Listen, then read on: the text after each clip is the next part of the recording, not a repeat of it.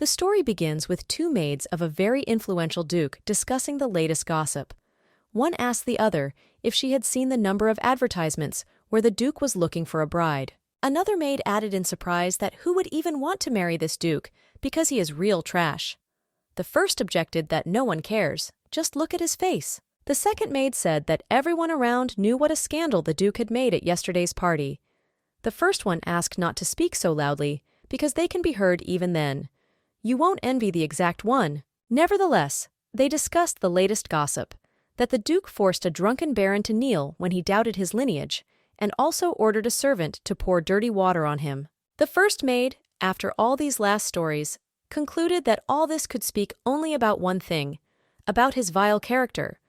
The other still advised to talk more quietly. The duke's aide-de-camp quickly passed the two gossiping maids. He walked quickly and confidently, but out of the corner of his ear he still heard fragments of the latest gossip that everyone was discussing. The man knocked on the door and asked permission to enter the duke's room. He allowed, and the adjutant went inside. The duke was looking over the lists at the time and asked the servant if this was the final version. The adjutant reported that this is the final list because many families want to sell their daughters profitably.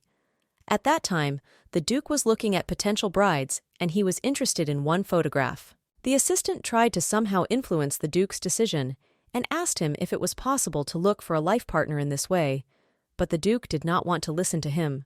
Then the aide-de-camp noted that looking for a bride through an interview is simply something that does not fit in one's head, so many of the nobles will not be silent on this matter. The aide, however, tried in every way he knew how to persuade the duke not to do so, and finally asked him if he was sure that it was still worth sending these invitations. And the duke said in a confident tone that, of course, he was 100% sure of his decision, so the adjutant should hurry up and send out all the invitations on time. Then the duke was silent for a moment, and added that even this mad emperor must be satisfied. The aide-de-camp took one more look at the duke, and understood that he would not change his decision. A carriage drove leisurely along the forest road. Inside it were two beautiful young women. One is a lady, the other is her servant. A long and difficult road awaited them. The young woman's thoughts at that moment were only that she did not understand why she was going there, and how this damn carriage was not comfortable, and in general why she agreed to that engagement. The young girl thought that she was confused not so much by the fact of the engagement as by who exactly would be her husband. The fame of that vile duke went far ahead of him. By the time a young girl has moved into this world, nothing is coming her way. In her past life, she had to start her lightning career after long years of unemployment, but those plans were not destined to come true. The plane suffered a plane crash, and after a moment the young girl flew into the abyss. And when she opened her eyes after that, Aurora, with pink hair, was looking at her. At first it seemed to her that her current parents were very worried about her, because she did not take a single step away from the sick girl, and was very happy when her daughter finally opened her eyes. That is why the young girl agreed to the persuasion of her current mother to become engaged to this cursed duke. The mother begged her daughter to get engaged, despite the fact that he was considered a scumbag. And it is not at all surprising that this duke with such a terrible character was Geoffrey Etika. He was the main character of the last novel that the young girl read in her past life. The young girl has not yet had time to get used to this transformation into another world, as they immediately wanted to betroth her to the biggest scum of the local nobility. Of course, Aurora's thoughts were spinning in her head, but the thought of this uncomfortable carriage, in which they had already been traveling for several hours in a row, did not give her peace.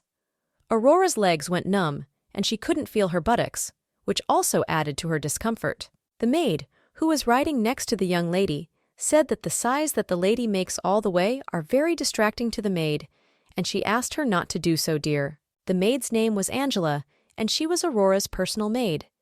In addition, due to the bad road and distraction, the maid lost a needle somewhere in the carriage and was worried that they might injure themselves. Rumors circulated around the estate where Aurora now lived that Angela herself was the most terrible of all the maids, because she also had a rough character and a terrible mood. In other words, something was definitely wrong with this maid. But what exactly, Aurora has not yet managed to find out, because she still spent a little time in this body next to the maid. Then the maid looked out of the carriage window and informed her mistress that she was almost there. Aurora liked this news very much, because she just didn't have the physical strength to go any further. Aurora looked out the window and began to survey the area. She liked what she saw, because the garden at the entrance to the estate was simply incredible and beautiful. The estate itself was also impressive with its architecture, and the young girl even thought that they were somewhere in Europe. This is the only thing that has been positive during her recent stay here. As soon as the carriage stopped, someone loudly announced that Baron Aurora's daughter, Audrey, had arrived at the estate.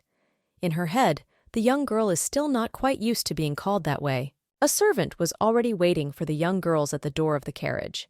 He met the guests and said that he was taking them to the reception room, where they would wait for an audience with the Duke himself.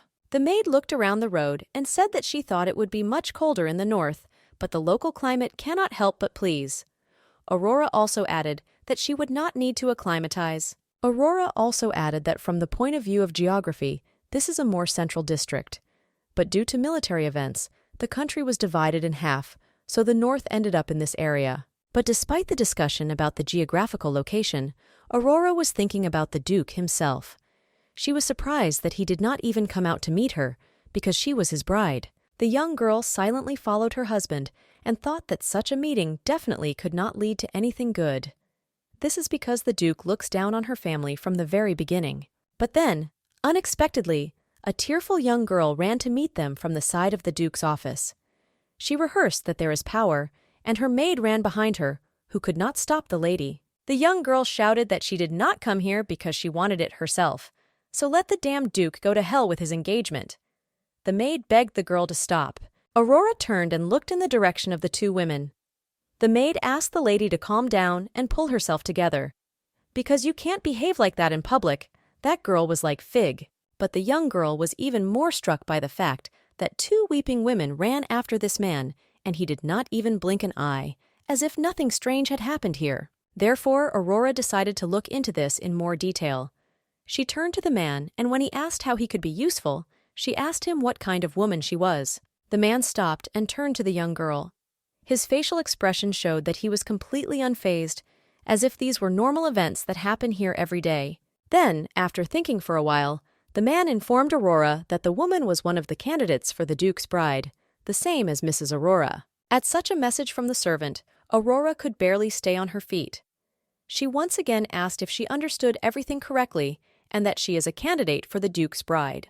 The servant said in a calm tone that this was exactly how she understood.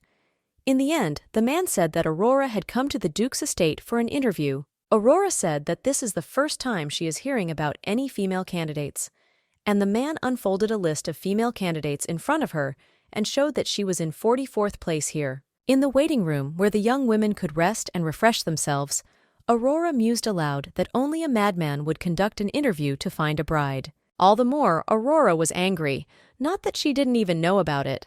And this means that she is not here as a bride, but as a candidate for a bride. Angela asked if the lady was surprised. The maid then took another cake and told Aurora that she should start preparing for the interview. The young girl was losing her patience listening to this nonsense, and asked the maid if she was serious about what she said, or if she just wanted to make fun of Aurora even more. The young girl looked into the maid's eyes to see her true reaction and asked if the maid really wanted Aurora to go through the damn interview. Angela looked at the lady and replied that indeed, it would even be a very good opportunity to rise in status, so why not take advantage of such a great chance? Aurora was simply enraged by such an assumption of the maid and said that it was simply unacceptable if her husband was a scumbag like this Duke. But the maid asked if they were not from the same berry field. The young girl stood up.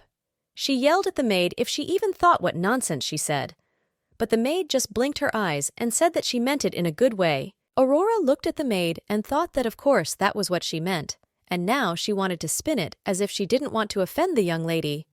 But then Aurora calmed down. The young girl said that she should still try to pass the interview because she did not want to upset her mother, and the maid added that her daughter would simply shock her if she returned too soon. The mother really hoped that Aurora's personal life would be settled and did not even eat for several days to afford to buy a nice outfit for Aurora. Therefore, it would be very cruel to break a mother's heart like that. The young girl saw what it cost her parents to live like most of the nobility of that time. She saw how a mother longed for a better fate for her daughter and did not dare to upset her. Therefore, Aurora thought about how she should actually behave at the interview. In her past life, she never had to participate in such events, so she had zero experience in interviews. The young girl began to carefully recall the plot of the novel, which she had read in a past life and did not remember that he was 18 plus, so there should be no reason for her to worry. Aurora was in her heavy thoughts about all this, but suddenly a male hollow addressed her. Out of surprise, the young girl jumped up and looked at the man in surprise. The man saw that he had scared the young girl, so he apologized for waiting and introduced himself. In front of Aurora stood the Duke's adjutant, Wendell Hamilton, in person. The young man said he was taking Aurora to the Duke's office and asked her to follow him. At that moment, the young girl didn't feel like joking. She took a deep breath and followed the adjutant. They walked in silence down the corridor.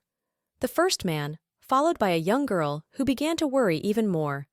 Her heart was beating so fast that she thought she would jump out. Aurora stopped at the very door. The adjutant opened the door and told her to go inside, but it was quite difficult for the young girl to do so. But at the last moment, the young girl remembered her mother's eyes, full of some kind of hope, and forced herself to take a step into the room. As soon as she entered, she immediately greeted and introduced herself. The Duke stood by the window and looked out into the street. But as soon as the beauty entered the room, he asked if she was Baron Audrey's daughter, and Aurora replied that she did, and added that she was glad to meet you. Then it was the Duke's turn to introduce himself, and he gave his name, Geoffrey Etika. She looked at him. He was quite a nice-looking young man. She didn't imagine him like that. The young man said that he was glad to welcome her to Etika's palace and smiled sweetly. After Aurora saw the girl in tears running from his office, she did not expect such a reception. The young girl kept her eyes on the Duke. She didn't even know what to expect from this interview, but for a moment Aurora still thought that everything might not be as bad as it seems. The Duke went to the table and invited the young girl to sit opposite. Of course, Aurora took advantage of the opportunity to sit comfortably for the interview. Etika said was that he carefully read the letter that was written to him. Aurora opened her eyes wider and asked what kind of letter she was talking about. Geoffrey Etika explained what he meant by the letter her parents had recently sent him. Aurora blinked her eyes once more and decided to pretend she knew what she was talking about. The young lady said that of course she knew about the letter and was glad to hear that the Duke had received it. Although she had no idea what letter he was talking about, there was no time to figure it out now. Geoffrey Etika calmly drank his coffee and carefully examined his interlocutor. He guessed that the young girl was hearing about the letter for the first time, and also pretended that everything was fine. Geoffrey Etika decided to continue his story and told the young lady that he was already going to reject her candidacy after reading the letter. But then something happened. The Duke overheard Aurora scolding Geoffrey Etika in the corridor and decided to personally talk to the young girl. At these words, Aurora's face immediately turned red with shame. The Duke continued to drink his coffee and told him that Etika's castle was not far from the borders, so he had to take every precaution. Therefore, eavesdropping devices are placed throughout the castle. The young girl did not know how to react to the Duke's story, so she smiled and stated the fact that it was her words that made him change his mind about refusing Aurora. In her head, the young girl had already imagined spicy pictures of how the man liked to be humiliated, and this also gave reason to believe that the Duke was actually a rare pervert. The young girl thought that these were only her guesses, but the Duke seemed to read her thoughts and said that this is exactly how it really is. What made the young girl feel cold inside? Geoffrey Etika got up from the table and said that this is the kind of girl he needs as a bride. After all, he arranged all these searches to find a girl with character. The Duke added that he needed Aurora exactly like her. Confused, the girl looked at her husband and remained silent. In her mind, she concluded that he was not a pervert. He was just a jerk. The adjutant was worried that the girl would get scared and run away. Therefore, he began to make excuses and say that she did not understand the Duke's words that way, and that they should not be taken so literally. Wendell Hamilton added that the Duke is not looking for a young lady in his bride, but simply a brave and intelligent girl. Aurora asked the men, since when did relationships mean something like this? Duke listened carefully to this dialogue between Aurora and Wendell Hamilton. And then he said that, enough chatter is enough. Next, the Duke asked Mrs. Aurora to do something. Geoffrey Etika, in a rather calm tone, asked the young girl if she could hit him right now. The young girl almost fell over at his request and asked what he meant. Then the young girl thought that he was a real pervert after all. She put the cup on the table so that the coffee spilled on the white tablecloth and quickly went to the exit. The adjutant ran to catch up with the girl. He said that Aurora didn't quite understand, and when the girl asked how she was supposed to understand it, he explained that the Duke wanted to know if she was capable of it. The young girl was completely confused and could understand what was really happening. Therefore, she asked for what reason they asked their future bride about this. Etika approached her from behind. Aurora turned sharply, looked him in the eyes, and asked what was going on with her uncle. They looked into each other's eyes like that for several minutes and were silent. Then, Jeffrey Etika said that the young girl was not afraid to look him in the eyes and did not look away. The Duke said he was sorry if his request offended Aurora, and if she didn't mind, then he could explain the whole situation so there would be no misunderstandings in the future. At first, the young girl wanted to run as far as possible from here, but then she decided to find out, because female curiosity did not give her peace. She said she would listen to Jeffrey Etik. Herzog said that the bride he is looking for is not like most ideals, and as the girl herself knows, her pedigree is quite unique. Aurora said, so he needs a girl who will be brave. The young girl asked that the Duke's bride should not avoid the gaze of others, and Jeffrey Etika explained that she should avoid not so much the gaze of others as his own. Herzog said that the young lady should have heard that he did not have the best character and that he could seem a bit cold. The nobles see the Duke as a time bomb. Even the Emperor himself is impatient to tame this Duke. Everyone around is chasing Jeffrey Etik, demanding that he get married as soon as possible. But the Duke had a different opinion on this matter, and he wasn't going to continue being bullied, so he came up with a plan. All this time, Jeffrey Etika was staring at Aurora and didn't look away. The young girl also listened to his story with interest and even felt sorry for the young man for a while. And then he unexpectedly asked how she looked at the contract account. Jeffrey Etika immediately went to the heart of the matter and explained that there will be no marriage in fact, and he is ready to release her from her obligations after 2 years of cohabitation. The young girl decided to clarify all the details at once and asked if he really wanted her to become his bride for a certain period. Jeffrey Etika shook his head and said that this is exactly how it really is.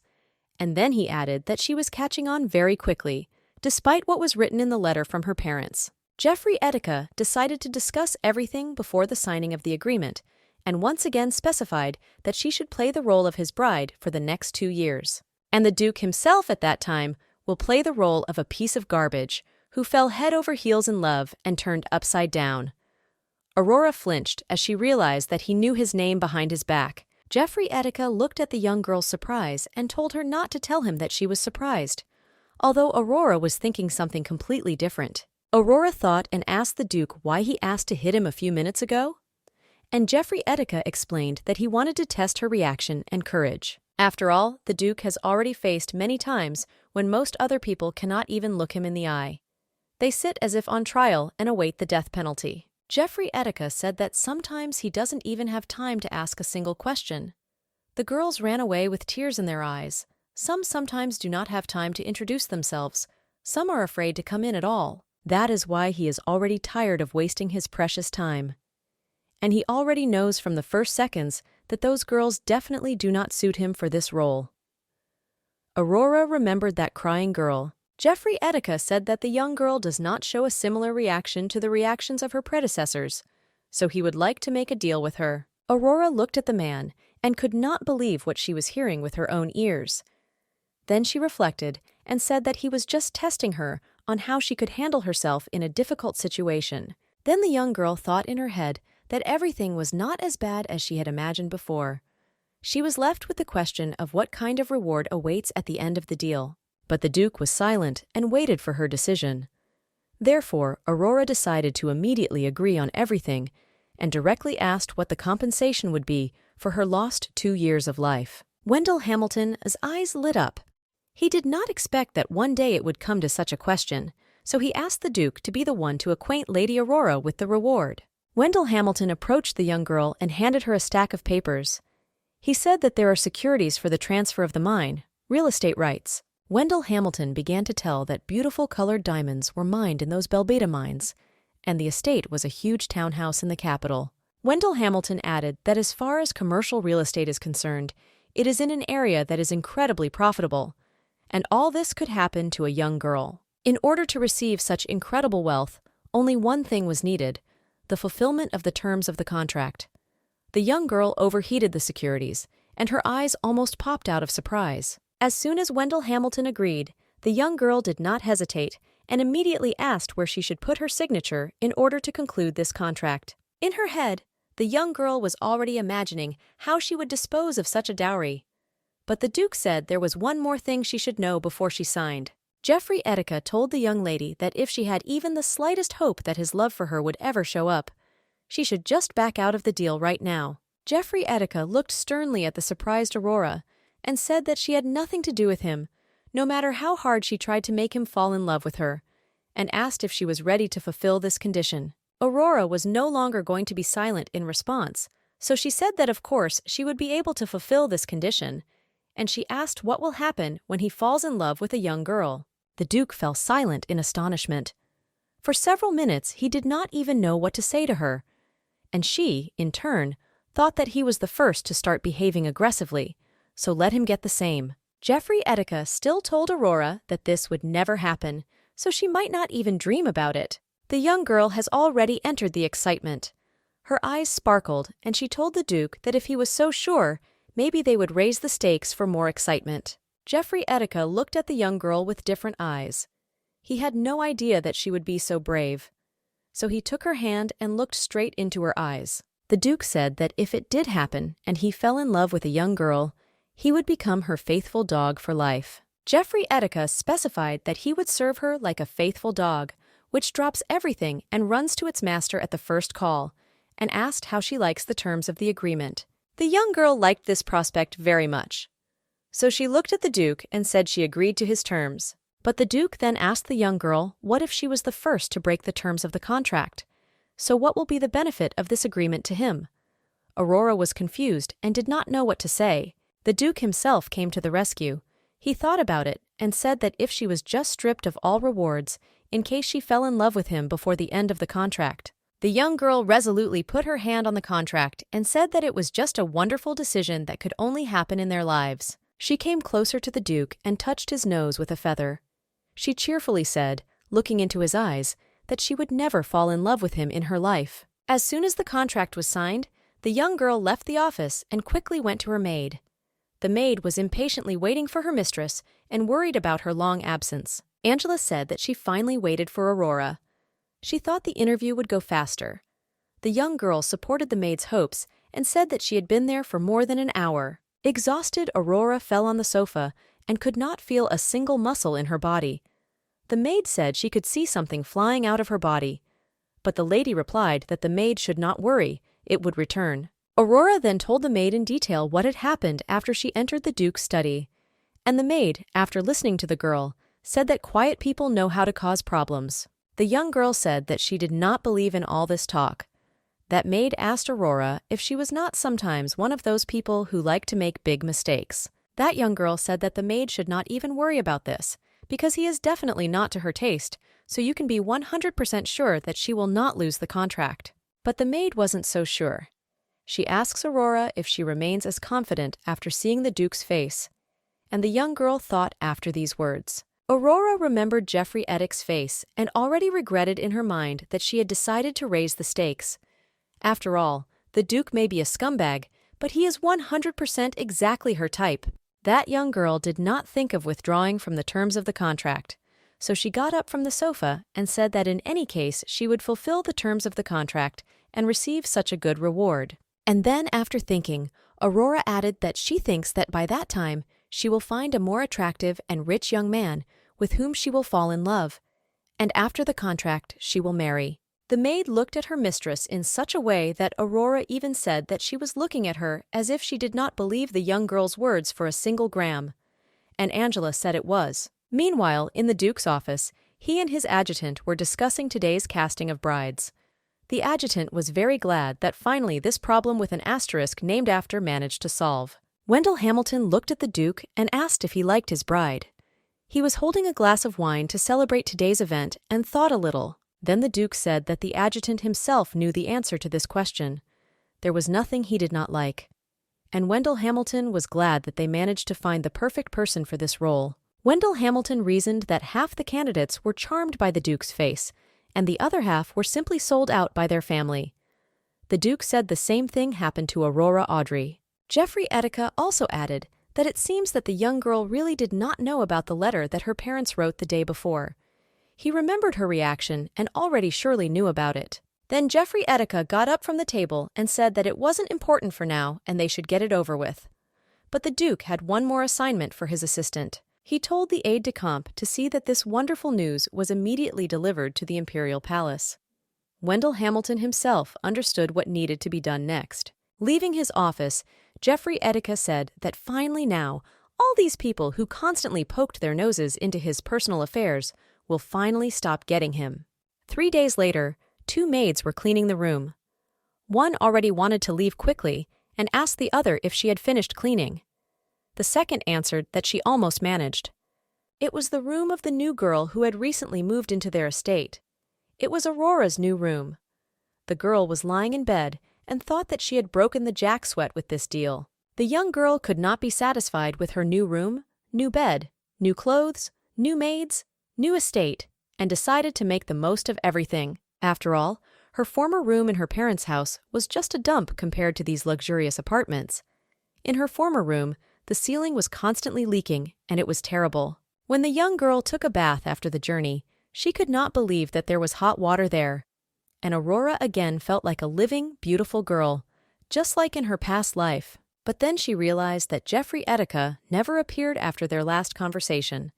Therefore, the young girl suddenly got out of bed and even wondered if he had abandoned her. Aurora's gaze rested on the 2 maids who were cleaning up in her room and quietly discussing something.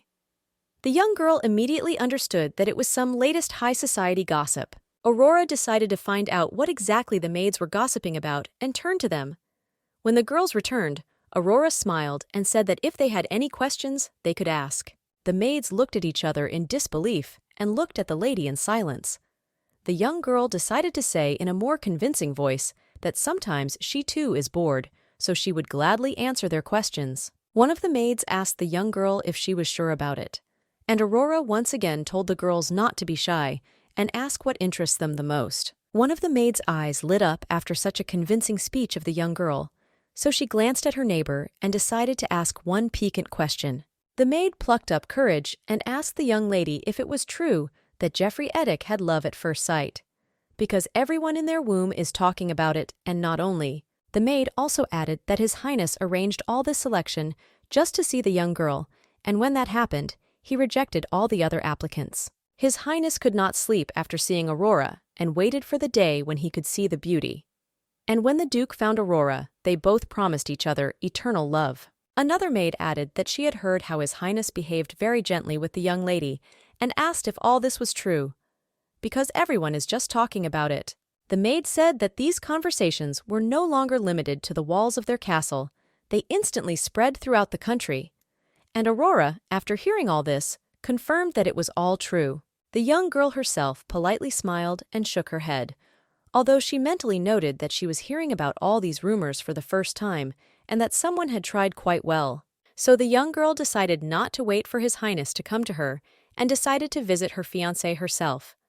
To begin with, she found Alphonse, the butler of Etika's castle. The man politely greeted the young girl. Of course, he didn't expect to see her here, but he didn't show it. Aurora also greeted the butler. Then the young maiden smiled and asked Alphonse if he could tell His Highness that Mistress Aurora had come here. Dvoretsky replied that of course he would do it now. The butler knocked on His Highness's room and said loudly that Lady Aurora had come to the Duke. Aurora and the butler stood by the door, but no one answered them. They were somewhat confused, and she decided to wait a little longer for His Highness's answer. The young girl was not used to waiting at the door, so she was already cursing her fiancé in her mind and thought, "What kind of old man is he not coming out for so long?" But we didn't have to wait long. The door opened and Jeffrey Etika appeared on the threshold. He was half naked and buttoned his shirt as he went. The man asked the young girl what she needed. Aurora invited His Highness to talk in the garden. She was already afraid that His Highness would not leave the room at all, and she would remain standing here. But the Duke turned on a real gentleman and held out his hand to the young girl. He offered her to put her hand in his hot palms. The young girl at first decided not to do this, and then remembered the terms of the contract and said that she would be happy to walk with her fiancé in the garden. Aurora took His Highness by the hand, and together they went for a walk in the garden. The weather was simply incredible, and the young girl enjoyed the surrounding beauty of nature. The young girl decided to start the conversation first and addressed the man as His Highness. Jeffrey Etika stopped and said that before she continued, they had to do something. His Highness explained to Aurora that she was his bride and therefore could not address him so formally. Therefore, they should change their address to each other. Then the young girl asked what exactly she should call the Duke, and the man smiled and said to call him Jeffrey. Then Jeffrey Etika added that he would call her Aurora in turn. The young girl thought and said that it even sounds beautiful. Then Aurora asked the Duke and addressed him as they had agreed. The young girl was very interested in sharing with the Duke what she had managed to hear from the maids, and Aurora asked if he had heard the gossip going around them. Jeffrey Etika asked Aurora if she was referring to the gossip about their affair. The young girl immediately guessed what was the matter and asked Jeffrey Etika if he was not in the right place, and the young man replied that of course it was his job. Aurora then said that he could have at least warned her ahead of time about such an act. And the Duke asked in surprise whether he should not at all warn her about his every move. Jeffrey Etika then told Aurora to just imagine that it was all a play, with the Duke as the main actor and the director playing the lead role. Aurora looked surprised into His Highness's eyes and asked why he gave the young girl the role of a secondary character.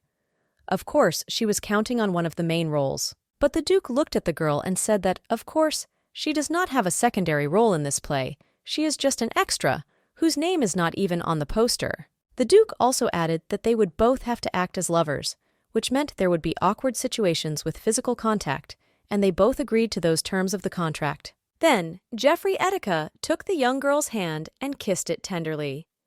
The Duke said, why should he warn the young lady about every little detail of their performance? His hot lips touched the delicate skin of her hand, and she could not take her eyes off his gaze. Meanwhile, the Duke added that his dear Aurora must now fulfill the terms of the contract. The moment Aurora realized the Duke's words, she removed her hand from his and asked if it was true that all he needed was an obedient doll to be his bride. The young girl looked into his eyes and understood that the answer to her question was positive. Then she said that a girl with such a character as hers would not allow such a thing. Jeffrey Etika looked at the young girl with some inexplicable surprise. Then he said that Aurora was not at all like what her parents wrote about her in the letter. The young girl thought that this was not the first time the Duke had spoken about that letter, so she began to wonder what was written in it.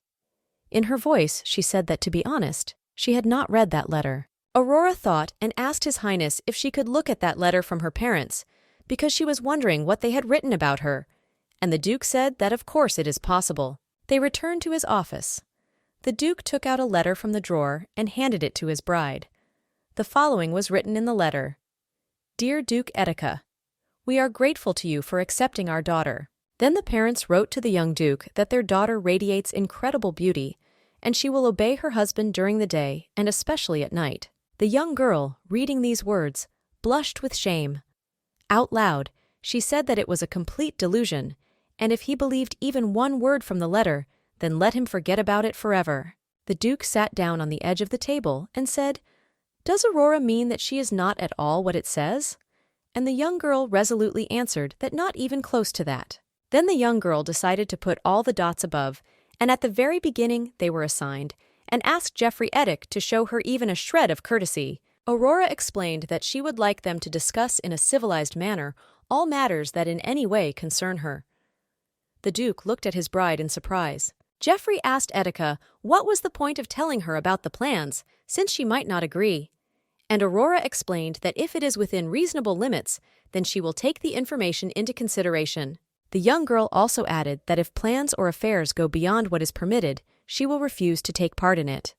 The Duke thought and put a cup of coffee on the table. He turned to the young girl and said that he had no reason to laugh at her request, and that it was well reasoned. Therefore, he is ready to take it into consideration. But then the Duke added that he would agree to her request on the condition that she prove her ability to him, so that he could consider her an equal partner. The girl asked what should be done. A few days later, the carriage went to its destination. There were young girls in it who were going to solve some problems. The carriage stopped at a small roadside house. Aurora was the first to leave the carriage. She could never get used to driving such a vehicle, so she was just waiting for an opportunity to get out of there. She looked at the house and said they were there.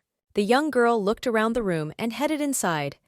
It was her task to make a loss-making restaurant profitable.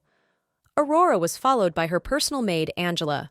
Etika's guild member Luna invited Aurora to the middle and said that this was the newest restaurant in the guild.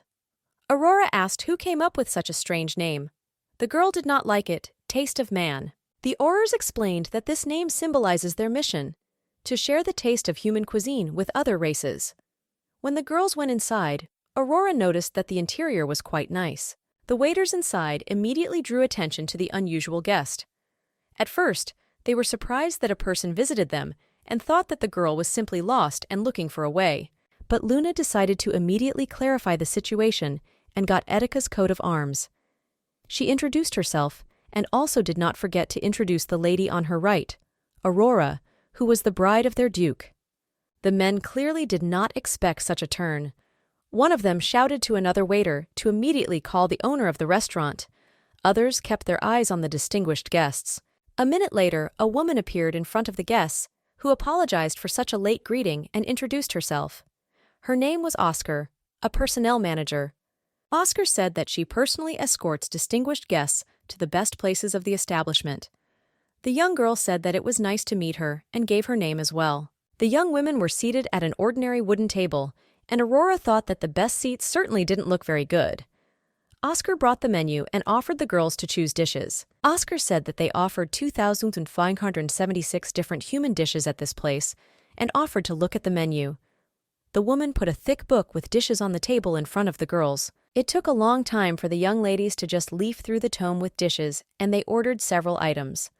Oscar praised for a good choice and said that she will be back soon. As the woman walked out the door, Aurora told her girls that their first order of business would be to cut down such a huge menu that would take hours just to look at. Luna decided to argue with the Duke's bride and did not boldly say that the great variety is the main advantage of this institution.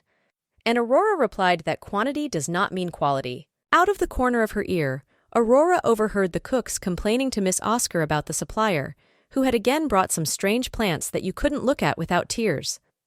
But the elder told him to speak more quietly. The young girl carefully assessed the condition of the plants and thought that it was not a green onion. But in appearance, the plants were not of the first freshness. Then the dishes they had recently ordered were placed on the table in front of the young girls.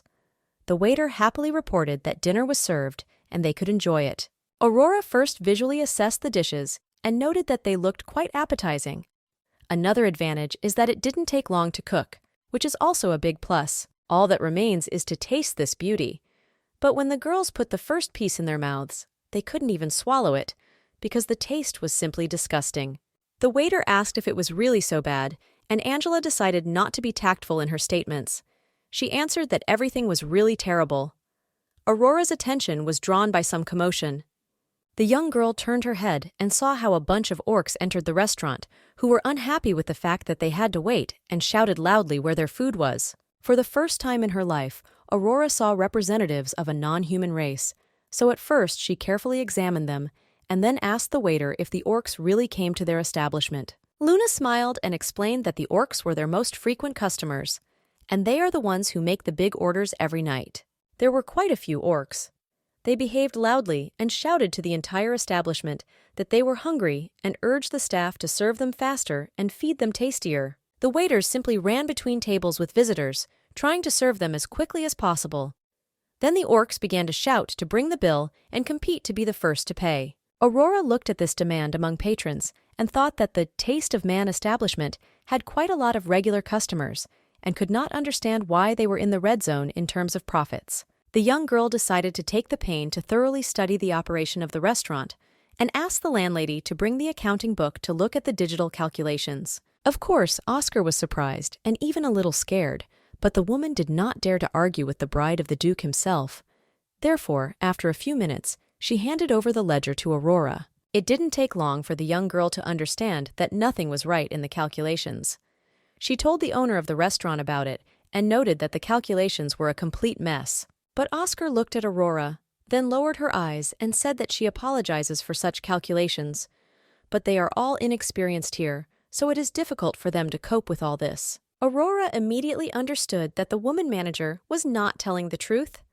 The young girl was sure that Oscar is a smart enough woman, and she just couldn't help but cope with such a task. Aurora glanced at Luna out of the corner of her eye.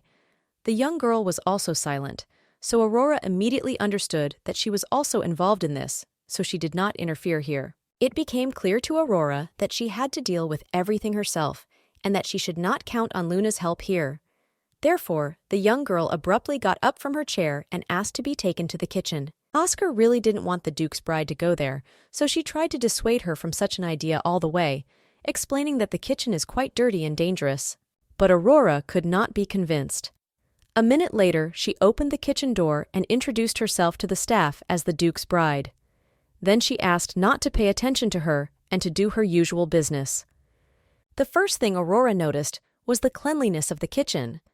To their credit, everything in the kitchen was quite clean and hygienic, so the young girl will be satisfied with this. The young girl drew attention to the empty boxes and said that she saw that there was a delivery of food to the restaurant today, so such a small number of them is very strange. Aurora once again looked over the calculations in the ledger and said that even with such an influx of visitors, there could not be so little food left. Then the young girl returned to the staff and sternly asked where all the products that were delivered to the facility just today went.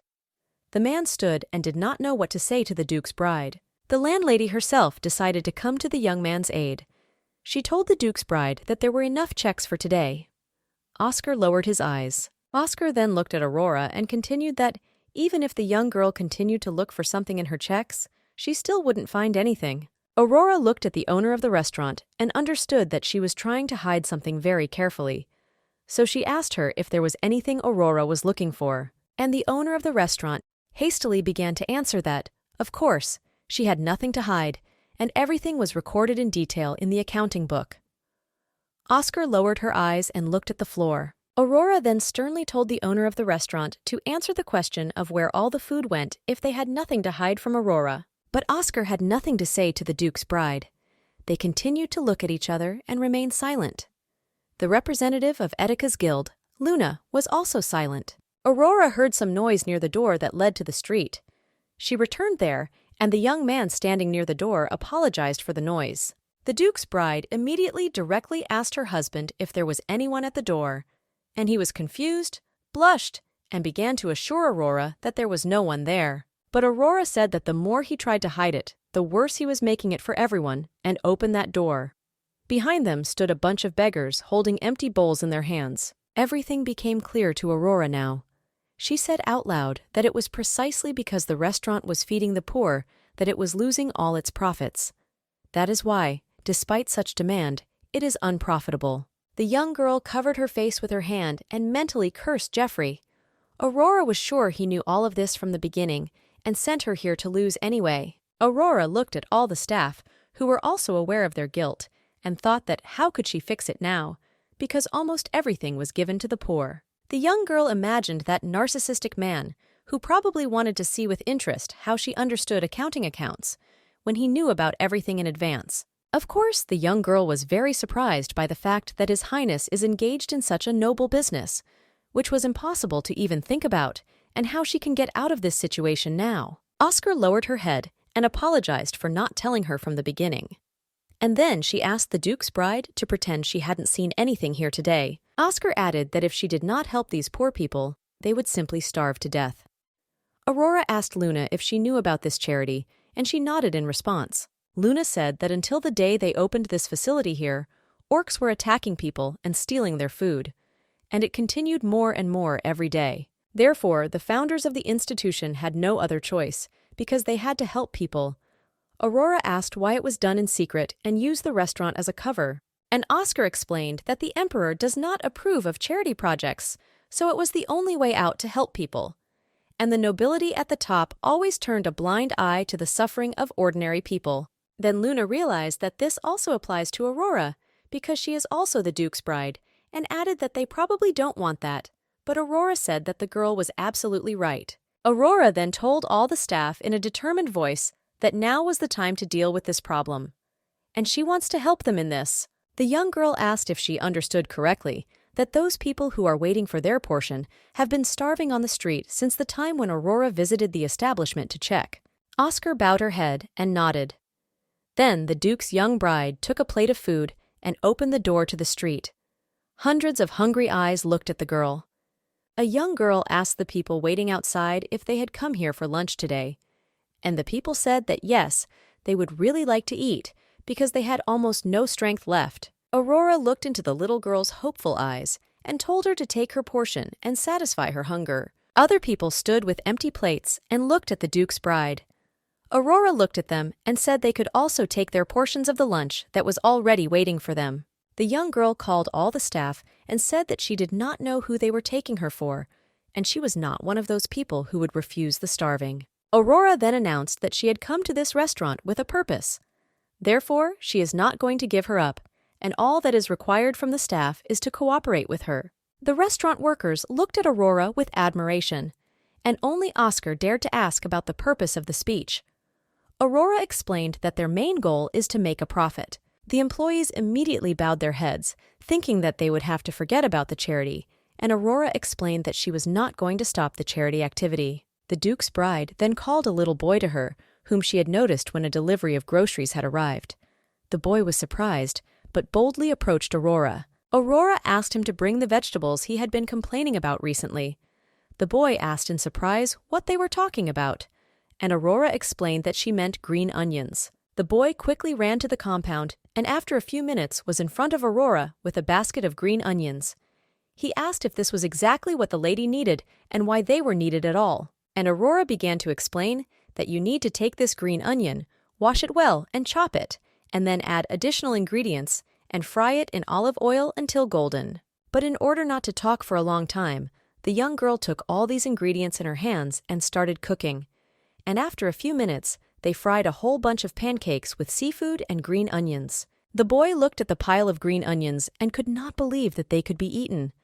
After all, he recently cost her, and he clearly did not like her. As soon as the young girl started frying the pancakes, the aroma spread from the kitchen to the restaurant itself and attracted the attention of the visitors who were already there. All the orcs immediately appreciated the delicious smell and began to look at the door where it was coming from. Someone shouted that he wanted to try something that smelled so good and told him to bring him that dish. The waiter also appreciated the appetizing appearance of the pancakes and the wonderful aroma, and happily said that from now on it should become one of the main items on their menu. Waiters came out to diners and offered to try a sample of a new dish before they could order it. Such generosity pleased the orcs very much, and they relished the new pancakes. As soon as the pancakes entered the orcs' mouths, they could not contain their emotions. It was so delicious that the giants did not hold back their emotions and ate pancakes with pleasure. Then they all, as one, began to shout that it was incredibly tasty and demanded the supplement immediately. Orcs shouted because they wanted to get a full portion of goodies as soon as possible. The waiters happily looked at each other and quickly ran to the kitchen. They happily told the Duke's bride about the reaction of the giants to the seafood pancake, and she smiled with satisfaction. From that moment on, the restaurant Taste of Man was fully booked. There were so many orders pouring into the kitchen that all the cooks who were frying pancakes at the same time could not cope with so many orders. At that time, in the Duke's office, the aide-de-camp was helping His Highness to put things in order. But the Duke suddenly told the assistant to call the tailor. The assistant asked if the Duke had thought of making a new suit for himself. And Geoffrey Etika explained that it is not for him, but for his bride, because she will need a completely new wardrobe. Herzog explained that when he saw her for the first time, he noticed that she had not taken anything with her. The adjutant asked if the tailor should be called tomorrow, but the Duke insisted that it should be done today. The aide-de-camp said he would be happy to invite the tailor, but Lady Aurora would not be able to come to the fitting today. His Highness even stopped writing. He took off his glasses and looked carefully at the assistant. Then he asked why he thought that Aurora would not come to the fitting, and the adjutant calmly explained that Lady Aurora was not in the castle at the moment. After all, the Duke himself sent her to the restaurant to make it profitable. Geoffrey Etika said it was several days ago, and she cannot be there until now. He suggested that perhaps his bride was injured and could not return. But the adjutant joyfully informed His Highness that his bride was in perfect order and feeling quite well there. After all, their servants monitored the physical condition of the young girl, And this already caused quite a lot of surprise in His Highness. He could not even think that his bride of honor goes to that unprofitable institution every day. Meanwhile, the restaurant was full of visitors. More and more orcs came, and soon there was not a single free seat left in the hall. Aurora said that she was very glad that the orcs liked the green onions and asked them to accept all the vegetables in the delivery next time, because maybe they are also edible and they don't know about it. The Duke's bride also added that when they tell the supplier that they will take even the goods that he does not know who to sell to, then he can give them away at huge discounts. Oscar said that these green onions grow wild on the plain not far from here, and they can take onions from there because no one uses the land, but the Duke owns it. Aurora said, let the people harvest the onions from there, and then they can turn that uncultivated land into a real field for growing food for the restaurant. Oscar said that this is just a great idea, and they will definitely do it. A waitress ran into the kitchen and said that there were not enough free hands in the hall, so someone had to help them. Aurora heard the request of the waitress and volunteered to take orders in the restaurant herself. She told the cooks about it and handed over the pan of pancakes. A few minutes later, a young girl with a smile on her face stood in front of the orc and cheerfully said that she apologized for the wait and asked what exactly he wanted to order. The orc kept his eyes on the pretty girl who came to take orders and asked how about the human lady on order. Aurora smiled and said that they don't have a dish called Human Lady on their menu, so the master should choose something else from their menu for today. The waiter also kept his eyes on Aurora, who was taking orders and loudly remarked that their new manager was extremely attractive. Then the man noticed how someone else entered the establishment. When the waiter turned his head, he could barely stay on his feet from the unexpected visitor. Before him stood the Duke of his own person. He asked the man what was happening here. The waiter began to quickly tell His Highness that it was all thanks to their new manager, Lady Aurora. The new dish she came up with became a real hit. The waiter wanted to say that after that they didn't have any free seats left, but the Duke stopped him and said that enough talk about his bride. Jeffrey Etika then sternly asked the waiter why his bride was taking orders from some orc in such a strange outfit. And His Highness demanded an explanation immediately. The waiter was completely confused and did not know how to explain this awkward situation to the Duke, so he decided to tell the truth and told him that there were not enough free hands in the hall, so Madame Aurora came to help. The Duke then sternly asked the man why he left Aurora alone to deal with that orc. At that time, Aurora replied to the orc that she did not like male orcs, period. The orc insisted that he would like to get to know such a beauty better, but Aurora repeated that such courtships should be stopped. The young girl also added that she already has a fiancé, and he has a rather sharp character, so jokes here will not be appropriate at all. Jeffrey Etika just blinked when he heard this. When Jeffrey and Aurora finally had coffee alone, she told them that things had improved a bit at the restaurant and that they had managed to fix the supply, and very soon they would be in the black. Aurora also said that they are planning to start production of new dishes so that the orcs do not get bored with the menu. The girl talked about the successful sale of seafood pancakes. Jeffrey Etika listened attentively to Aurora's story and said that she shouldn't have gone so far as she is his bride and shouldn't take it so seriously. But Aurora didn't like it. She put the cup on the table sharply and said that she was making almost every effort to make a profit, as he asked, but he still couldn't be pleased. Then, the young girl looked into his eyes and asked if there were any problems with this, and if so, let him tell about it right away. After all, Aurora tried so hard, and he didn't even appreciate her efforts. Jeffrey thought and replied that if Aurora insisted, he would tell the truth. The results of her work actually surprised the Duke, and he even wondered who he chose, a bride or an employee. Aurora did not know how to react to his words and asked if it should be taken as a compliment. But the Duke said that only partially, because that was not what he wanted from the bride at all. The young girl decided to clarify the situation to the end, so she asked what exactly the Duke wanted from her. His Highness replied that he wanted the bride to be less proactive. Aurora was once again convinced that he was just a scumbag, but she smiled and said that in any case, it can be assumed that she passed the test and can now express her opinion. Jeffrey Etika was forced to admit that it was so, and then added that the young girl was simply lucky to cope with the task. Aurora just thought he was a cracker. His Highness then said that if they were done with this matter, he suggested Aurora return to the castle. The young girl just asked if they would go together, and Jeffrey Etika looked into the young girl's eyes and said, "No matter what, They are engaged after all, so they should go together, especially since they have already resolved all the issues in the restaurant.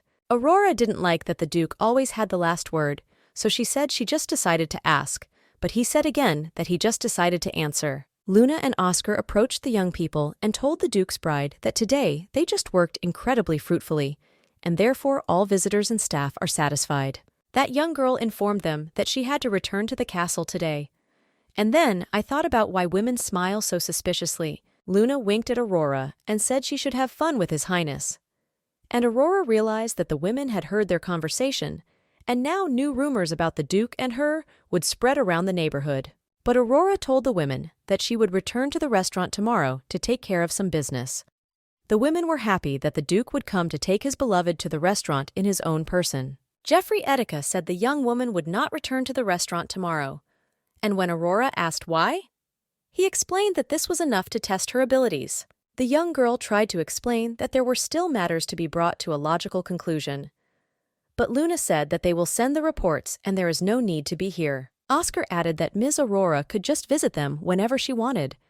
Aurora wondered if they could really handle it themselves, and the women replied that Aurora should not worry about them. The young girl had no choice but to say goodbye to the women and wish them luck in the restaurant. The women also said they were happy to meet the Duke's bride and wished her luck. When Aurora and His Highness went outside, she noticed that a rather beautiful carriage was waiting for them, and the girl asked where the carriage in which she came here was. Jeffrey Etika explained that he had sent her back with Aurora's maid. The Duke then held out his hand to his bride to help her into the carriage. Aurora now understood why she had not seen her maid for so long. She was of course surprised that the maid left without saying a word to Aurora, and that was quite strange. Aurora held out her hand to the Duke, and they got into the carriage. When they were on their way and were alone, Aurora decided to speak with His Highness. Aurora said that it was a complete surprise to her that he would do charity work in this way, and she added that the Duke is quite popular among the workers. Jeffrey Etika asked if this should be taken as a compliment, and Aurora said that of course she added that she was impressed by it. But the Duke said that it was not at all out of kindness. Jeffrey Etika explained that if the racial animosity grew further, another war would break out, so he simply decided to smooth over the conflict a little and deal with such a threat. Aurora mentally noted that not a trace remained of the good impression of charity, but she still decided to find out why he still came to the restaurant today. Jeffrey Etika said he doesn't care about the restaurant's profits. He just personally wanted to see how she was doing because he thought she would be useless and back off the task. After that, Aurora asked if she could hit him just once, and the Duke replied that the interview offer still stood, so she could take advantage of the opportunity. Jeffrey Etika smiled and waited for his bride's reaction. She was shocked and looked at the Duke. He asked why she was waiting with her proposal. Aurora looked at the Duke and scolded him for that damned smile of his. She barely restrained herself from slapping him. Then Aurora finally got a hold of her emotions and told him to forget about the suggestion, because it was just a rhetorical question. The girl thought that maybe it was actually turning him on. Jeffrey Etika told the young girl that he wanted to tell her something important. Aurora looked at His Highness and asked what exactly. It was clear from the Duke's look that this was something serious. Jeffrey of Etika informed his bride that he would be leaving the castle for a short time, and while he was away, Aurora should stay in the castle and not leave it until the Duke returned. Herzog added that they would be able to discuss everything in more detail when he returned home. Aurora asked him if he was holding her hostage. Jeffrey Etika calmly answered that if it is more convenient for a young girl to think so, then so be it. But Aurora cannot leave the castle in any case. The young girl looked at His Highness. He looked worried and tense, so Aurora asked if these important matters were related to racial tension. Jeffrey Etika only said that these important matters concern the guild, and he would leave them for later. They will certainly discuss everything, but it will not be now. Aurora decided not to ask many more questions, because the Duke was not inclined to answer them. So she decided to remain silent, and His Highness only added that he would not stay long. 3 weeks passed like this. Aurora obeyed the Duke and did not leave the castle for a single step. Although it was difficult, she felt like a prisoner and really wanted to go out and get some fresh air. Her only consolation for Aurora was her maid, who sometimes visited the restaurant and told the hostess the latest news. Angela said that pancakes are in high demand. Then the idea appeared in the young girl's head to create more sweet dishes, such as sweet potatoes or toffees with honeycombs or other desserts. The maid said that the orcs have been queuing up at the restaurant since the morning and all chanting pancakes up together, so Oscar hopes that things will improve significantly soon. And the maid also reported that on the way back she learned very interesting news, that the Duke had long since returned to the castle. Aurora blushed with anger when she heard this. Aurora quickly jumped up and ran to the door. She yelled at the maid that she should have said this sooner, and the surprised maid just had time to answer that she would see you later. The young girl was simply raging. She couldn't figure out why he didn't say earlier that he had already returned, because she had spent so much time imprisoned because of His Highness. On the way to His Highness's room, Aurora bumped into his aide-de-camp. He walked somewhere along the corridor and greeted the young girl. Aurora ran past the adjutant at such a speed that he only had time to ask where she had gone, because he wanted to visit her right now. Aurora shouted as she walked that she was going to his boss. When the young girl ran to the door to His Highness's room, she began banging on the door and yelling for Geoffrey to open it. The adjutant turned white with terror. The adjutant quickly ran to the door and blocked the girl's door with him. The man asked the Duke's bride not to do this, and he himself was so scared that he didn't even have a face. Surprised, Aurora asked why she couldn't see her fiancé. The adjutant began to grind something incomprehensible and said that now is simply not the best time for it. Aurora put her hands on her sides and demanded an explanation from His Highness's aide. She asked him aloud why she could not see Geoffrey Edick. Suddenly the door opened and an angry Duke appeared on the threshold. He started shouting from the threshold that he asked the adjutant not to disturb him. Aurora even moved away from fear. The young girl looked at the angry Geoffrey Edick and could not even believe her eyes. He looked at the bride in surprise and asked what she was doing here. Aurora couldn't take her eyes off his eyes. They were red in color, and it looked so scary that she even moved away from the angry Duke. As soon as Geoffrey Edick saw Aurora standing in the doorway, he asked her what had happened. She looked into his eyes again, but they were the usual gray color, and it was quite strange. The young girl could have sworn her eyes were red just a few seconds ago, but she could not prove this, so she decided to explain why she had come, although she had already forgotten why because of those eyes. Aurora explained that she had come to the Duke to discuss something, and she hoped that His Highness had not forgotten that he had promised to listen to her as soon as he returned to the castle. The Duke turned away from his bride and told her to go into the room. He rubbed his eyes, and Aurora wondered if he was feeling normal.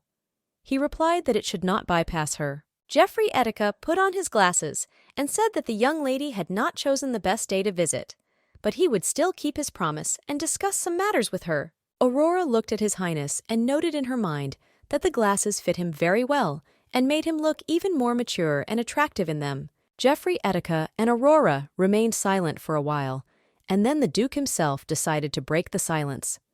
He called out to Weddle, and he understood at a glance what was being said. A few minutes later, the adjutant appeared in the Duke's office with a pile of papers.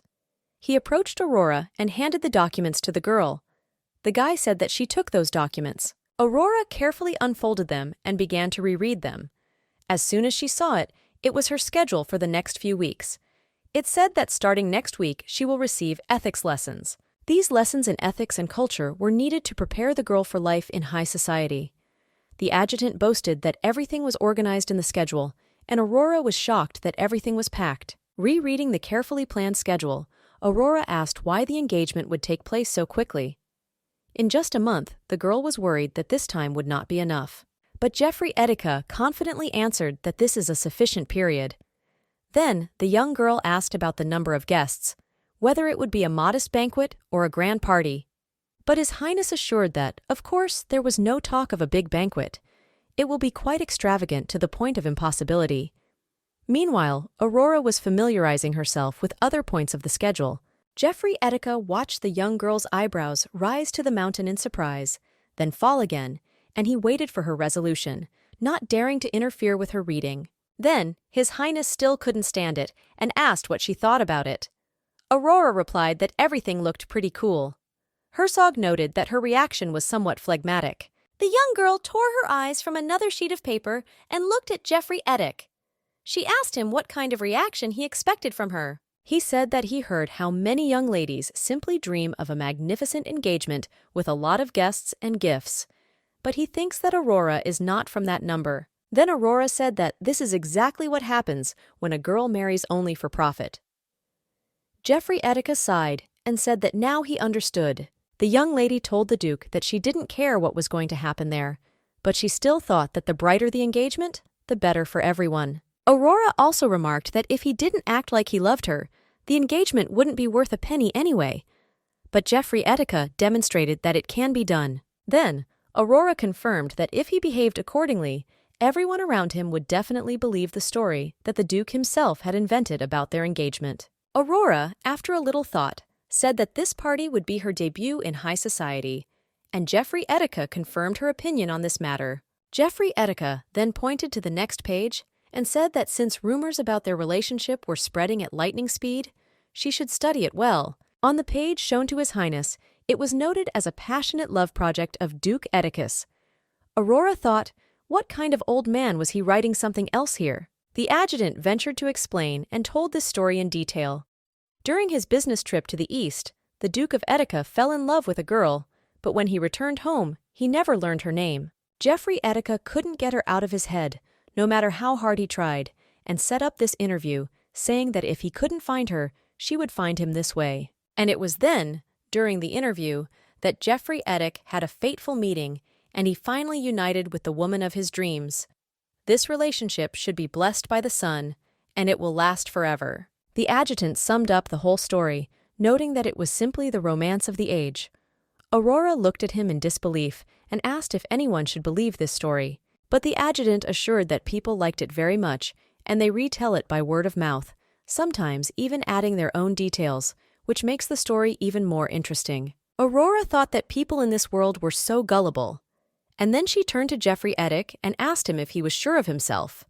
Herzog asked what exactly she meant, and the young girl explained whether he is confident in his ability to behave as if he is really in love, because it is not so easy to do it so that those around him believe it. And then Jeffrey Etika came up with an incredible idea that if money can buy happiness, why can't you do the same and buy love? Then he looked at Aurora and asked her if she was sure of this herself. And Aurora answered that, to be honest, she still can't understand it. The young girl could not understand how such a boy as Jeffrey Etika fell in love and changed, but of course it did not sound very convincing. But the game was worth the candles, and it was worth trying. Therefore, Aurora imagined a picture of how a young man was ready to kill the emperor himself for the sake of his beloved, and decided that people themselves should choose whether to believe them in this story or not. The young girl tried to remember whether there was any romance in the novel she had read in her past life, and she did not remember. She asked if that was all he wanted to discuss. Jeffrey Etika hesitated at first, because he didn't know how to tell his bride, but then he decided to clarify everything right away. So he said there was one more thing they had to discuss. The Duke looked at Aurora and said that he knew for a fact that the young lady was still working at that restaurant, so the request would be about that. He said that the reports were of course very good, but he would like to ask the bride not to go there again. Aurora was surprised and asked why. Jeffrey Etika explained that the situation there is not very good at the moment and the situation is quite dangerous. His eyes simply burned the young girl with their gaze. His Highness continued and said that the situation at the border was quite unstable, and although things had been good recently, the restaurant was too close to the border. Jeffrey Etika also said that he would not like to be considered a careless groom who does not care about his wormwood. He added that she understands what he is talking about. His Highness also said that Aurora can go to work in another place, but he will allocate a bodyguard for her. The girl looked sadly at the Duke and said that it was fine. After the words of his bride, the Duke said that it was very good that they had discussed everything and understood each other, but now she can go because he is very tired and must rest. In the evening, in her bed, Aurora reread that damn schedule and complained to the maid that she would have to attend those lessons. Angela noticed that the landlady was not happy about this. Aurora told the maid that, of course, she was not happy. She is not at all sure that she will cope with such a tight schedule, and scolded whoever came up with it.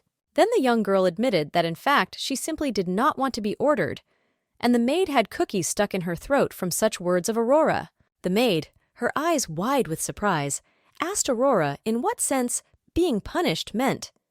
Angela could not believe what she heard now, and Aurora shared the story that before she got here, she already had some experience in education, and the young girl would rather forget about it, because during those trainings, if Aurora even once rattled the cup, she was immediately pinched or simply hit with a pointer. The strict teacher did not give the girl the right to make a mistake. The maid couldn't believe that ladies could also pinch or hit, so she listened to this story with her mouth hanging open. She even felt sorry for Aurora, who went through such training. Aurora saw the surprise in her maid's eyes. Therefore, she stopped her story and asked Angela if this is not how everyone learns. And the surprised maid answered that no. Toby the maid reminded her landlady that she said she had lost her memory. Aurora was already not happy that she shared memories from her past life, which she should not have remembered. But the maid asked Aurora if she was sure that it was not because of her family. Aurora looked at the maid and at first couldn't guess what she was talking about.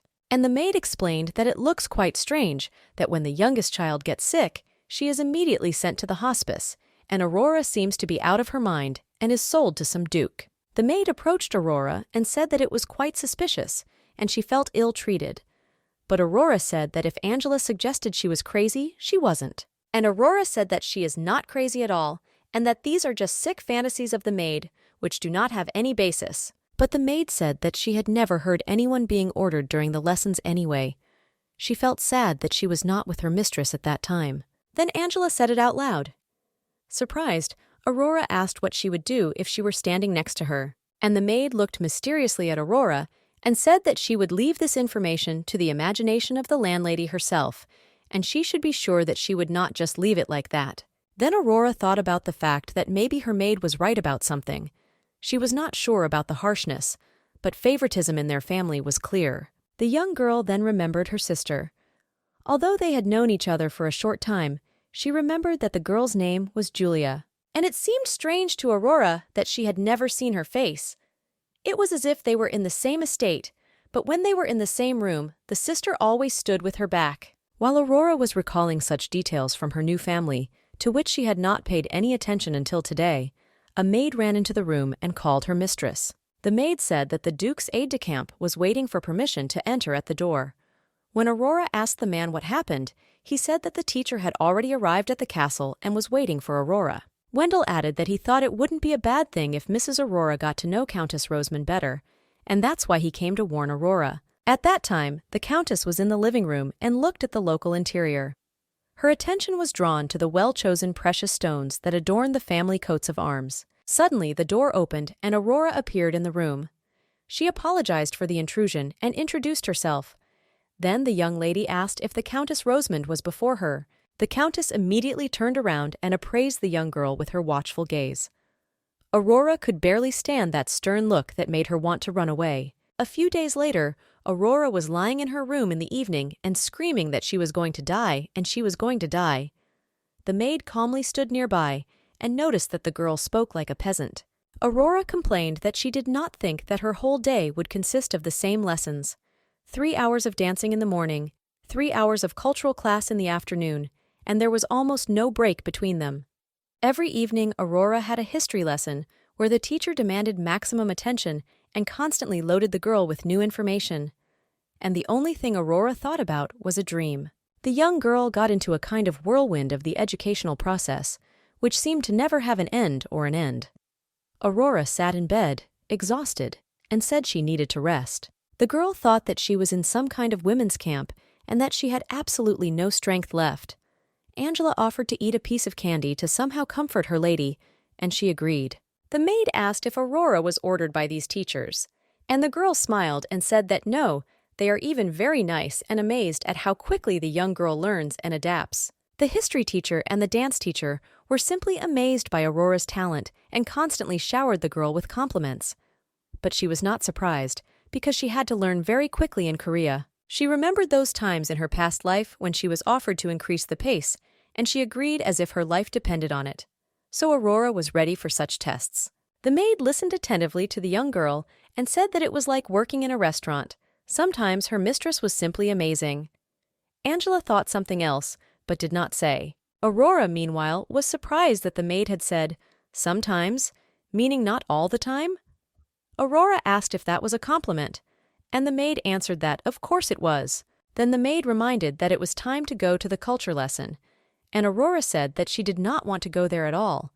The maid asked what the matter was, because her sadness was visible in the lady's mood. The maid assumed that something was wrong in that lesson, and Aurora, thinking how best to explain, replied that it is not quite so, but there are some nuances. Aurora was no longer worried about her academic success, but her teacher. The young girl was haunted by the feeling that something was wrong with that countess, and there were good reasons for this. From the very beginning, the countess seemed sweet to the young girl and exuded nobility. The woman was balanced and elegant. She said nice to meet you and introduced herself as Chelsea Rosamond. Aurora Audrey was also pleasantly surprised by her teacher and was glad to meet such a nice person and a good mentor. The girl tried to please the countess, but the countess constantly looked at Aurora with a disdainful look. And the young girl clearly felt this with every cell of her body, so she started going to classes with less pleasure. The first thing that Aurora did not like about their conversation was the remark about the paint. At first, the young girl did not even understand what exactly this was about, and asked what the countess meant. Chelsea Rosamond explained that she meant the color of her hair, because it did not look natural. Aurora, of course, was surprised, but explained that her hair has a natural color and has never been dyed. Chelsea Rosamond folded her fan and tapped it nervously on her hand.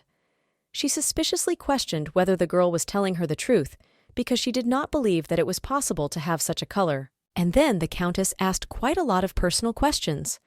From whom did the girl inherit such a circle? From her mother or from her father?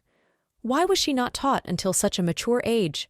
And the last days have become completely unbearable, because the countess criticizes Aurora simply for every little thing. Then, she does not like the manner of speech. Then, the fact that the young girl slouches. The young girl was already thinking of giving up those cultural lessons, because they were draining all the living energy from Aurora, but she was stopped by the fact that this countess was quite difficult to hire, and therefore she had to put up with her. The adjutant told that Countess Chelsea Rosamond has a wide circle of friends, and she is so sophisticated. Once she even served the imperial family, and by a happy accident managed to persuade her. Another time when Aurora was waiting to meet Countess Chelsea Rosamond, she thought, "Why this time? That accursed woman will scold the young girl." Suddenly, the countess appeared in the room. She remarked from the doorway that Aurora had not greeted the guest who entered the room and added that the girl had disappointed her even more. Aurora jumped up like a teenager caught doing something illegal and started apologizing for not saying hello, because she hadn't noticed when the countess entered the room. But the countess just told the girl to stop apologizing and take her seat. Aurora remarked that she was flattered by such a light remark and even thought that Rosamond was in the mood. Therefore, the young girl calmed down a little and sat down on the couch. She exhaled and thought that today should go more or less normally. But then her maid appeared at the door.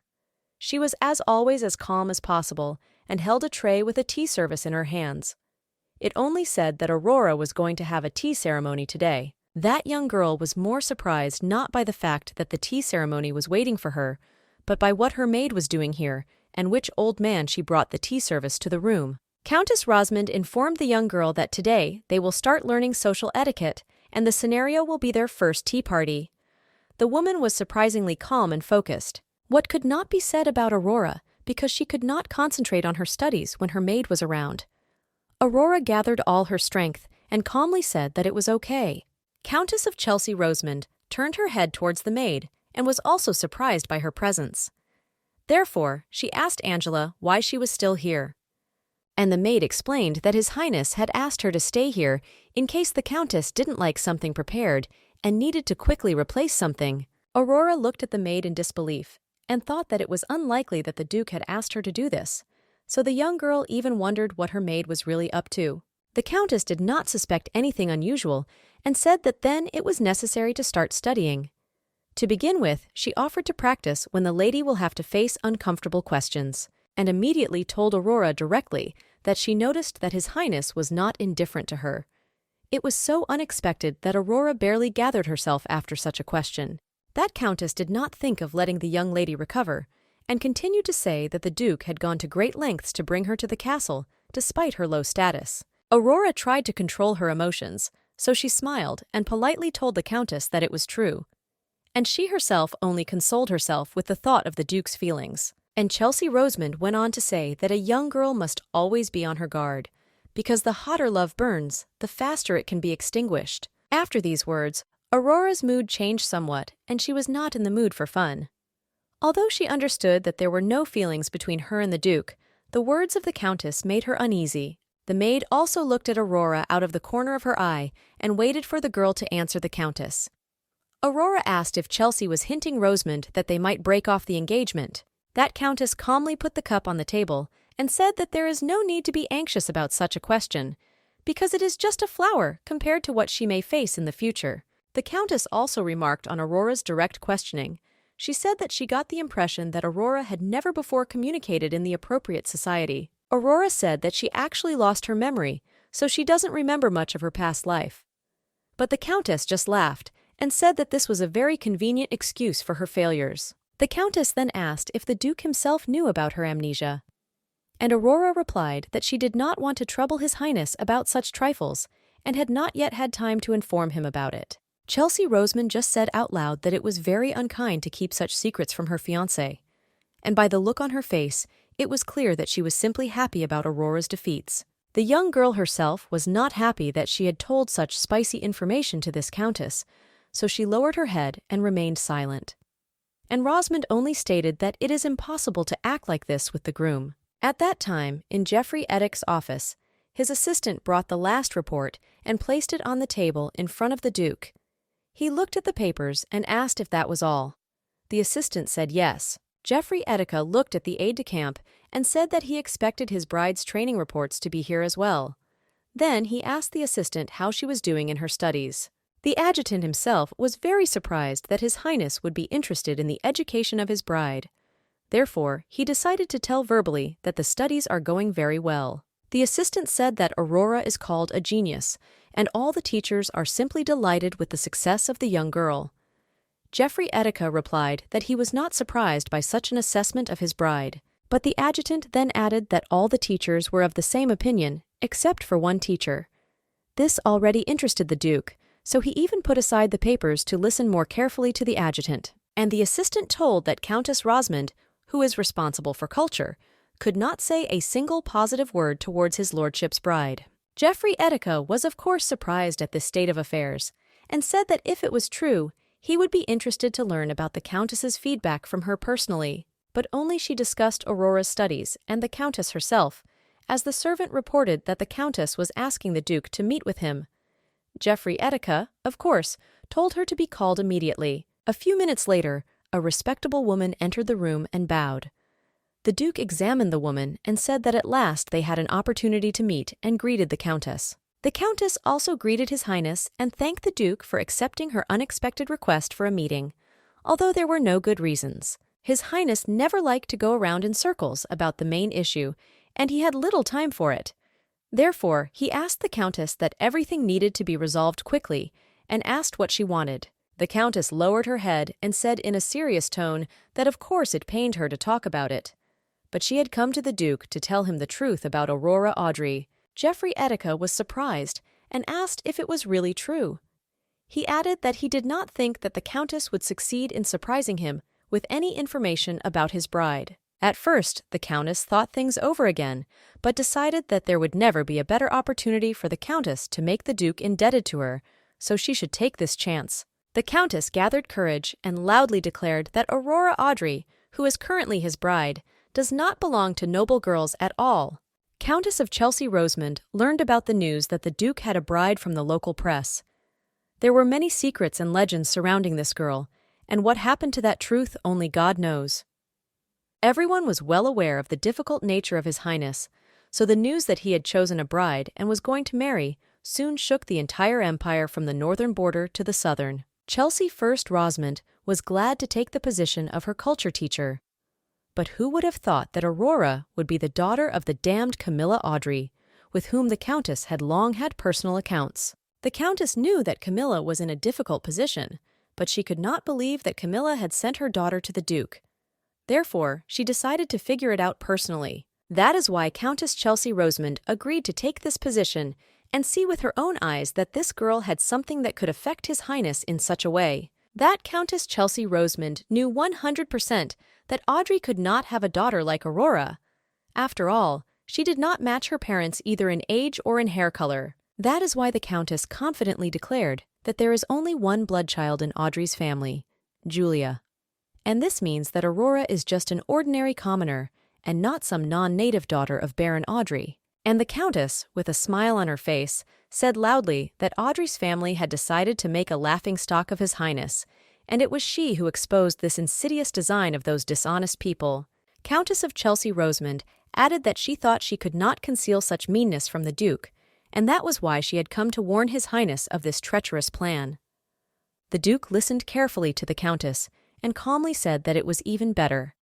The adjutant was not even breathing at that moment, because he did not know how to react to the Countess's message. Countess of Chelsea Rosamond crouched down in surprise.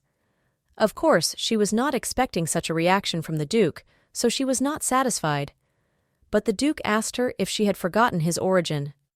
The Duke recalled that he once climbed the career ladder in battle and became a duke, and once upon a time he himself was an ordinary commoner, and this event created a real uproar in society. Then His Highness calmly added that if the Countess of Chelsea Rosamond had already forgotten about it, so for people of high society, true origin is not so important. That Countess Chelsea Rosamond decided to deny that of course she remembered his true origin, but decided to warn the Duke anyway because he was being tricked. Geoffrey Etika said in a calm tone that if she had heard wrong, he would repeat again that he didn't care that Aurora was a commoner and don't let the Countess make him do it again. Geoffrey Etika also added that they are not getting married because of the political situation, but they are getting married for love, so the Countess must understand true feelings and be aware of everything. The Countess tried somehow to object, but did not know what to say to make His Highness change his opinion about Aurora. She raged in her mind that she couldn't leave it like that. The Duke's servant loudly announced that the maid Angela had arrived and was asking to come in for an audience with His Highness. The Countess jumped at such news. Geoffrey Etika told them to let the maid go into the study. The Countess was very unhappy that she was being received together with the maid, so she was even more indignant. Aurora's personal maid came into the room. She was as always calm and balanced. The Countess froze in anticipation of something not good, and her feelings did not let her down. But the maid decided not to play well-bred ladies. She screamed loudly to get this Countess out of the way. The woman turned and rudely asked who allowed her to talk like that. Geoffrey Etika watched everything that happened in the room and carefully listened to the maid and the objections of the Countess herself. But the decision of His Highness was clear and not subject to appeal. His Highness said loudly that of course he did not know what Countess Rosamond expected from their conversation, but it seemed that they no longer needed her services. Meanwhile, Aurora picked up the book, How to Mock with a Smile, in her room and tried to study it all at once. She was no longer going to tolerate the humiliation of Countess Rosamond. The young girl flipped through page after page, taking everything carefully into consideration. The two girls had a nice conversation about whose flowers in the garden were better and how to do it more gracefully. The girl was determined to show the Countess who was the owner here, and she was going to do it more gracefully. Aurora closed her eyes and said out loud that she couldn't twist words like that. The young girl pondered how it was possible to go around the real topic and not talk about it directly. She spoke out loud about her doubts and did not notice that someone was already nearby. Then, when Aurora quieted down, she heard a man's voice asking what had happened to her. Aurora swam up in fright. She didn't expect to hear anyone here. The young girl opened her eyes and saw how the Duke was next to her. Aurora asked, surprised, what he was doing here, and His Highness replied that there must be a reason for his visit. The young girl answered that of course not, but she did not expect to see him in her room at all, and even so unexpectedly. That is why I asked him. Geoffrey Etika said he came to see his fiancée because they urgently needed to talk about something. And Aurora prepared for an important conversation because His Highness does not come just like that. Geoffrey Etika then said that he wanted to fire her as a culture teacher and asked if Aurora had any objections. The girl's eyes widened at the news. Aurora asked His Highness what had happened that made him decide to make such a decision, and the Duke explained that he had received anonymous information about Countess Rosamond. Geoffrey of Etika said that the Countess was too stupid to teach anyone, and the Duke had also heard her use obscene language. Aurora asked if Angela happened to be the informant, The Duke looked at Aurora in surprise. She added that His Highness should not keep her anonymous because it makes no sense. The girl immediately decided that there were no secrets between them. Aurora admitted to herself that her maid's actions were simply amazing. Now it became clear why they were sitting at lessons today together with the Countess. Angela may seem cold, but she has a heart of gold. Geoffrey Etika said that he was honestly surprised that Aurora was so patient, especially when she didn't have to be. His Highness also added that if this ever happens again, the young girl should not hold back. It does not befit his bride. Aurora only blinked her eyes and listened attentively. Geoffrey Etika also said that the girl he fell madly in love with was not such a submissive fool, and he also asked where the mad fire she radiated had gone. Geoffrey Etika spoke at a calm and moderate pace. His words seemed to occupy the young girl.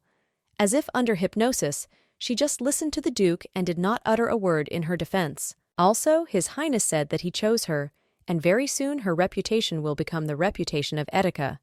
So she should remember this all the time and think carefully before doing anything. Before going to sleep, Aurora told the maid that she knew that Angela stood up for her and added that she couldn't believe that the maid had been so open with her. The maid replied that it was the most sensible decision, but Aurora sternly said that she did not want the maid to risk everything for her, so she should warn Aurora about this in the future. The young girl also said that in the future the maid should not do this again. Angela came back and said in a calm tone that the lady should not forget to get a good night's sleep tonight. When the door closed behind the maid, the young girl said that the brat completely ignored her question and went away. Once again, Aurora was convinced that the maid was still the same thing. But it was already quite late, so the young girl decided to actually rest. She lay down in a warm bed and closed her eyes. But as soon as she closed them, the image of Geoffrey Etika appeared in front of her, repeating to her today's words that he had chosen her and that her reputation would soon become Etika's. Aurora started tossing and turning in bed. Her only desire then was not to allow him to seduce her. She kept repeating that he was just trash with a pretty face. But sleep did not go to Aurora. After tossing and turning in bed for about an hour, the young girl got up and firmly told herself that the only reason she was here was the award she would receive in 2 months. The young girl sat in her bedroom in the middle of the night and thought about the relationship between her and the Duke, about today's dismissal of the hated Countess, about the act of her maid.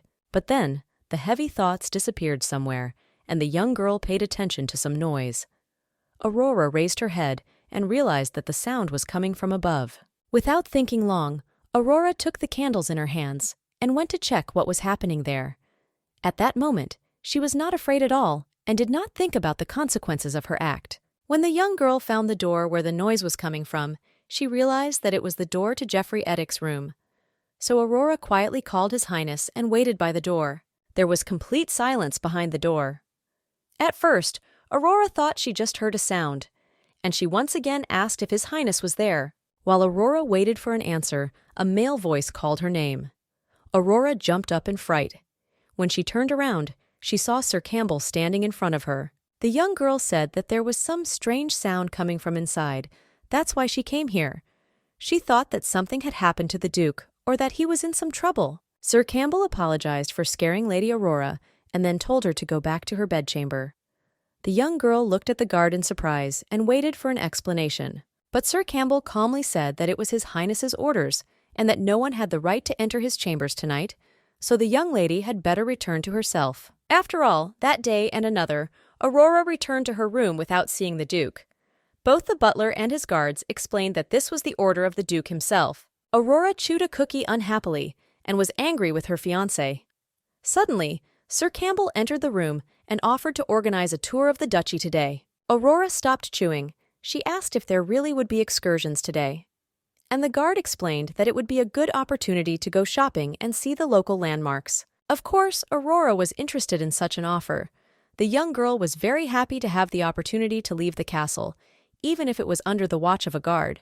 But she was not going to miss such an opportunity. Come to think of it, the young girl really hasn't been anywhere in this duchy, so she'll be happy to explore the local scenery and go shopping. When Aurora and the maid finally found themselves on the streets of the city, they both noticed that the streets were beautifully and tastefully decorated and quite noisy and crowded. Aurora cheerfully said that it was her first time in a city like this and she wished she had done it sooner.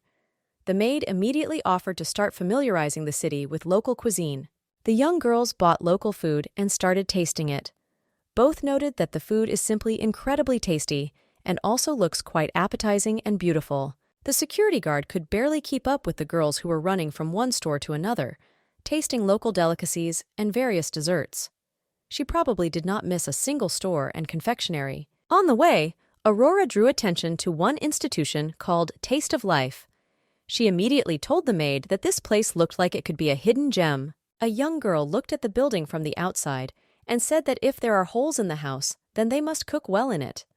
The maid asked incredulously if she was sure of that. Aurora said with confidence that the exterior of this establishment almost rivals the Human Taste establishment. But the maid said the house just looked faded. Angela said that she doesn't think that it was done on purpose, it just looks like a poor repair. That's the whole explanation for such an exterior and interior. But Aurora insisted that they needed to look into this particular institution.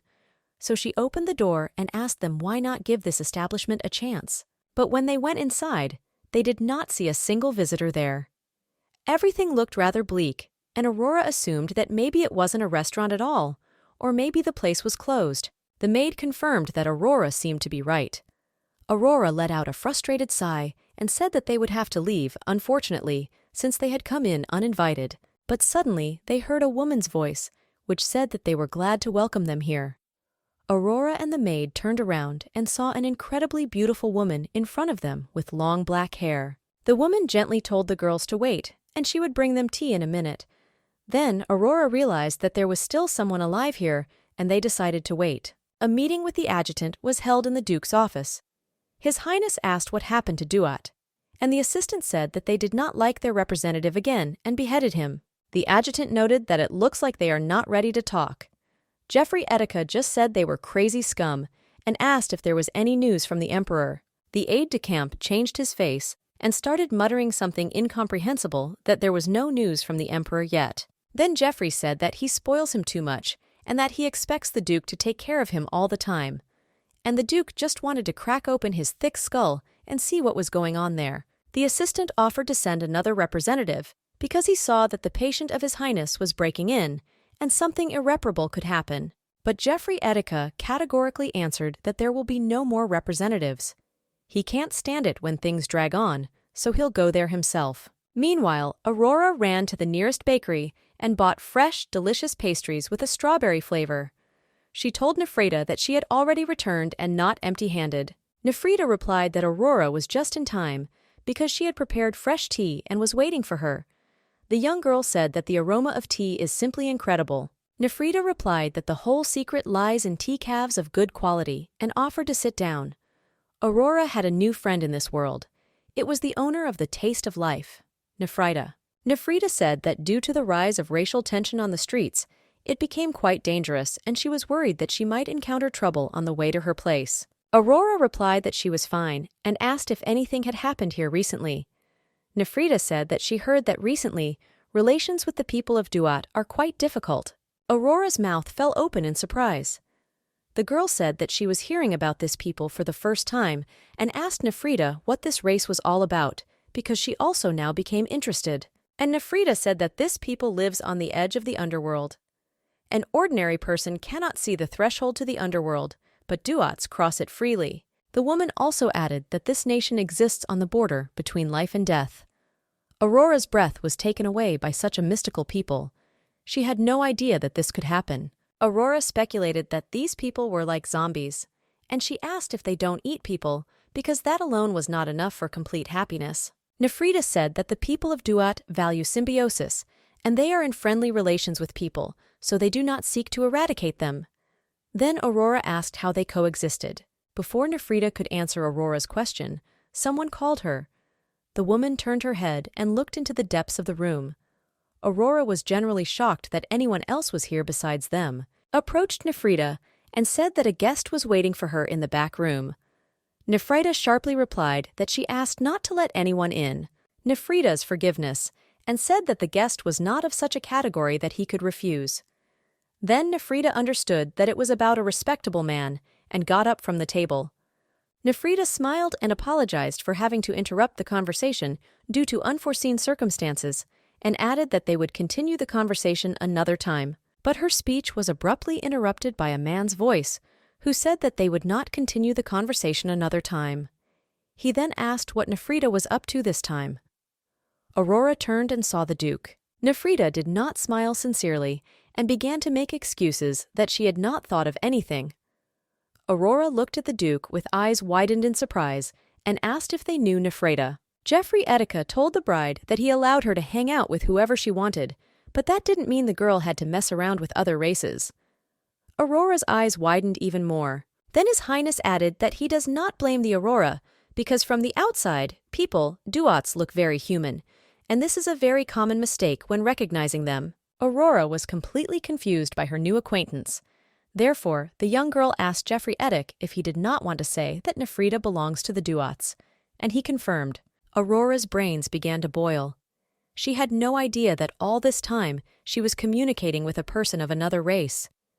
Nefrita smiled and said that she did not want to deceive Aurora, but Jeffrey Etika sharply told her not to make him laugh. After all, Nefrita knew in advance that Aurora was his bride. That's why she came to meet her. Jeffrey Etika put one arm around his bride and shouted that if Nefrita had laid even a finger on Aurora, the duats would never see the light of day again. Nefrita said it was a complete delusion, and if the Duke has already come to the negotiations, then they must be held in good conditions. Aurora just blinked her eyes and did not understand what had come over the Duke. Jeffrey Etika looked at Nefrita and asked if she was ready to negotiate if she was talking about such things. Nefrita thought and answered that the negotiations could go through, on the condition that he listens to her request. Jeffrey Etika asked, "What condition are we talking about?" Nefrita looked into the Duke's eyes and said that her conditions for negotiations would be as follows. Let the representative of the human race be his bride. Aurora almost lost consciousness from such unexpected events, and Nefrita added that if he does not listen to her request, then there will never be a future between their peoples. At that moment, it seemed to Aurora that this conversation was very familiar to her and that she had already heard it somewhere. But there was no time for memories now. Jeffrey Etika sternly told Nefrita that she was crossing all permissible limits. Jeffrey Etika firmly stated that this would not happen and that he would rather come to her with a war than his bride be a representative. Aurora decided to intervene and shouted that it was not necessary. Aurora touched Jeffrey's back to calm him down and not do anything stupid. He looked at the girl, and his fiancée asked in a calmer tone whether he even understood what he was saying. Aurora told His Highness that there was no need to bring up the topic of war at every opportunity, and if necessary, she would not mind becoming a representative in the negotiations between the two races. Jeffrey Etika looked her in the eyes and said that this is not a simple decision, and she does not understand all the danger at all, because only today she learned about the duats. Nefrita watched the discussion between the two young men and said that it seemed that they needed time to discuss everything in detail, and she could wait a couple of days before making a final decision. But Jeffrey Etika was in a categorical mood.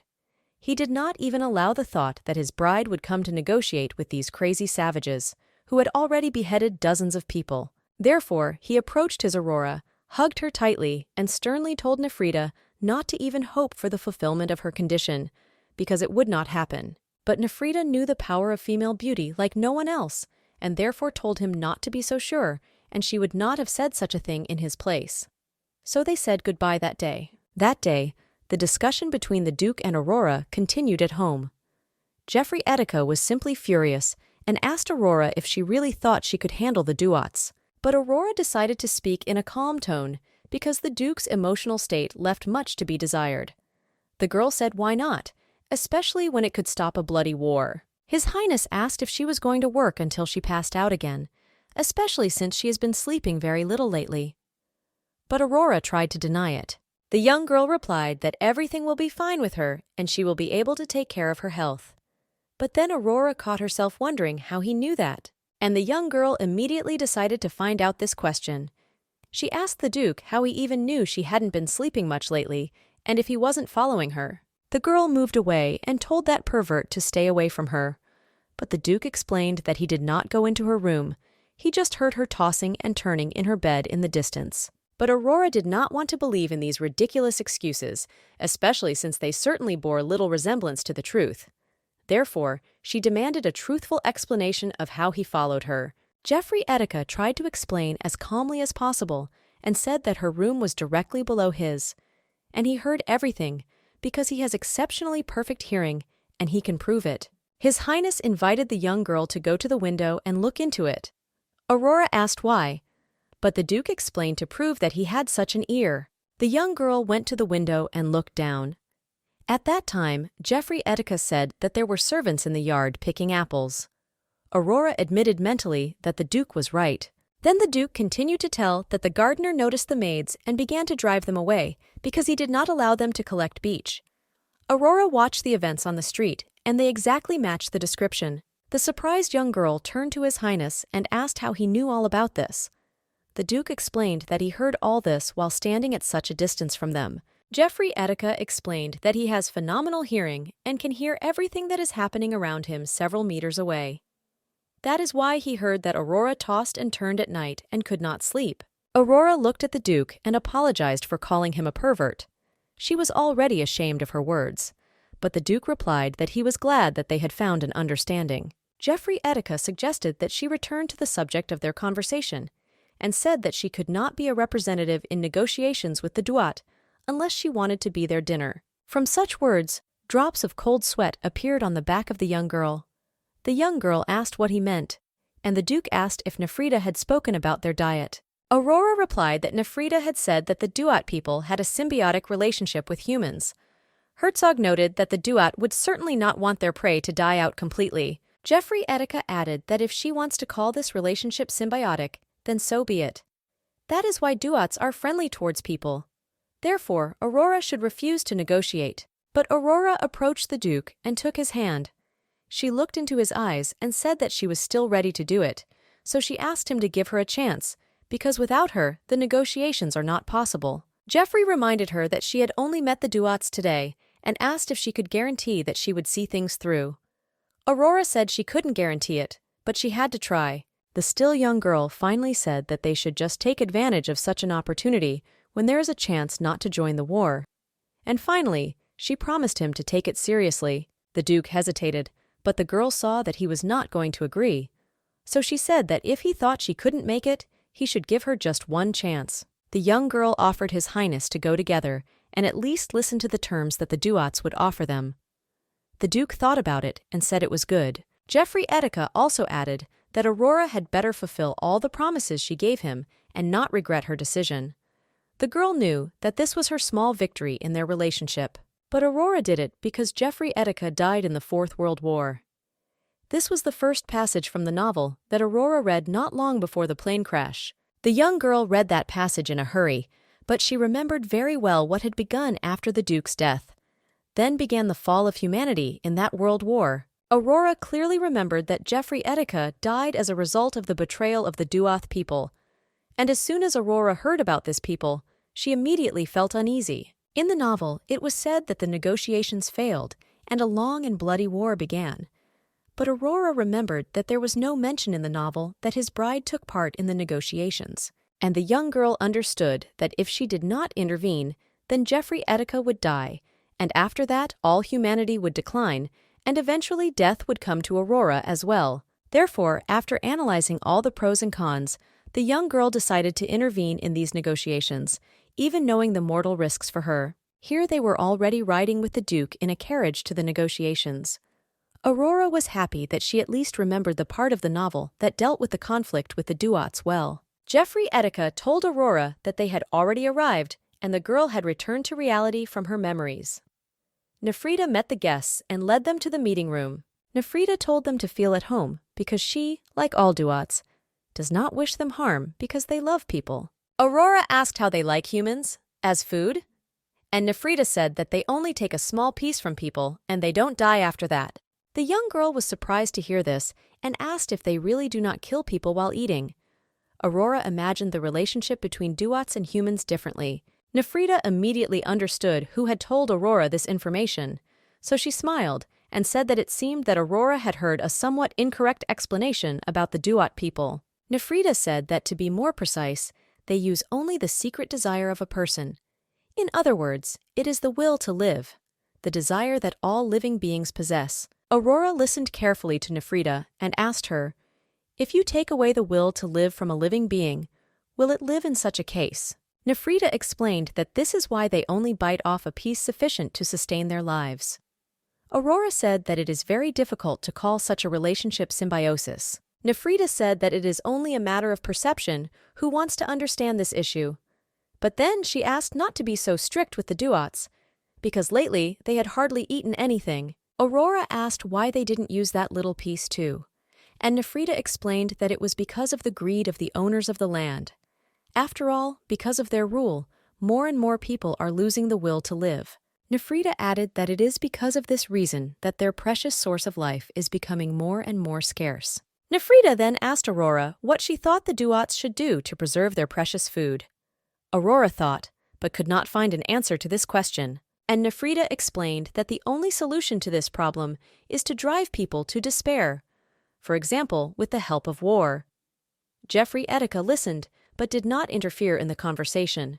The woman said that, strangely enough, when it comes to war, people suddenly have a strong desire to live, and the closer they are to the threshold of death, the stronger the desire. But after summarizing her speech, Nefrita concluded that this is only a temporary solution to the problem.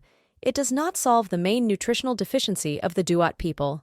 Aurora herself was already interested in what Nefrita would offer next, and the young girl asked what would be the best solution in this situation from then on. And Nefrita, already waiting for such a question, answered that it is necessary not to allow the lords to exploit people. Of course, the best option here would be if the emperor's family intervened. Nefrita said that was why they asked this jerk to speak to the emperor, but he refused without even thinking about the consequences. Nefrita pointed at the duke. Jeffrey Etika, who had remained silent until now, said that it would be faster to get rid of the duats. Aurora gave him a stern look because he had promised not to interfere. Nefrita looked at Jeffrey Etik and said that dealing with the duats would not be as easy as he thought. Nefrita asked if they had heard anything about the anti-human alliance.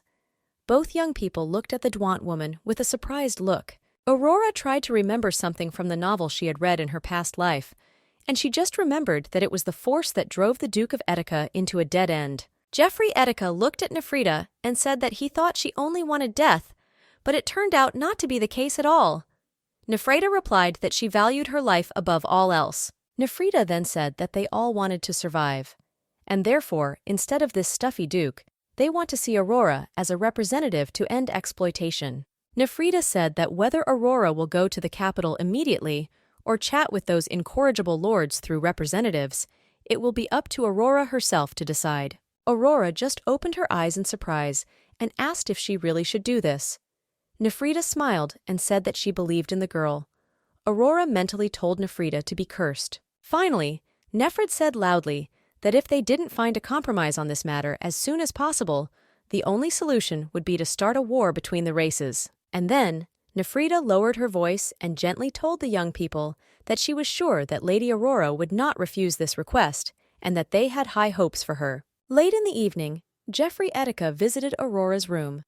A young girl decided to get drunk today to forget the ass she got into in this world. Jeffrey asked how much Aurora had already drunk today, but Aurora only answered how it is possible to stop mass exploitation and whether it is ever possible to do it at all. Jeffrey Etika said that this is not her personal problem and she can resign at any time.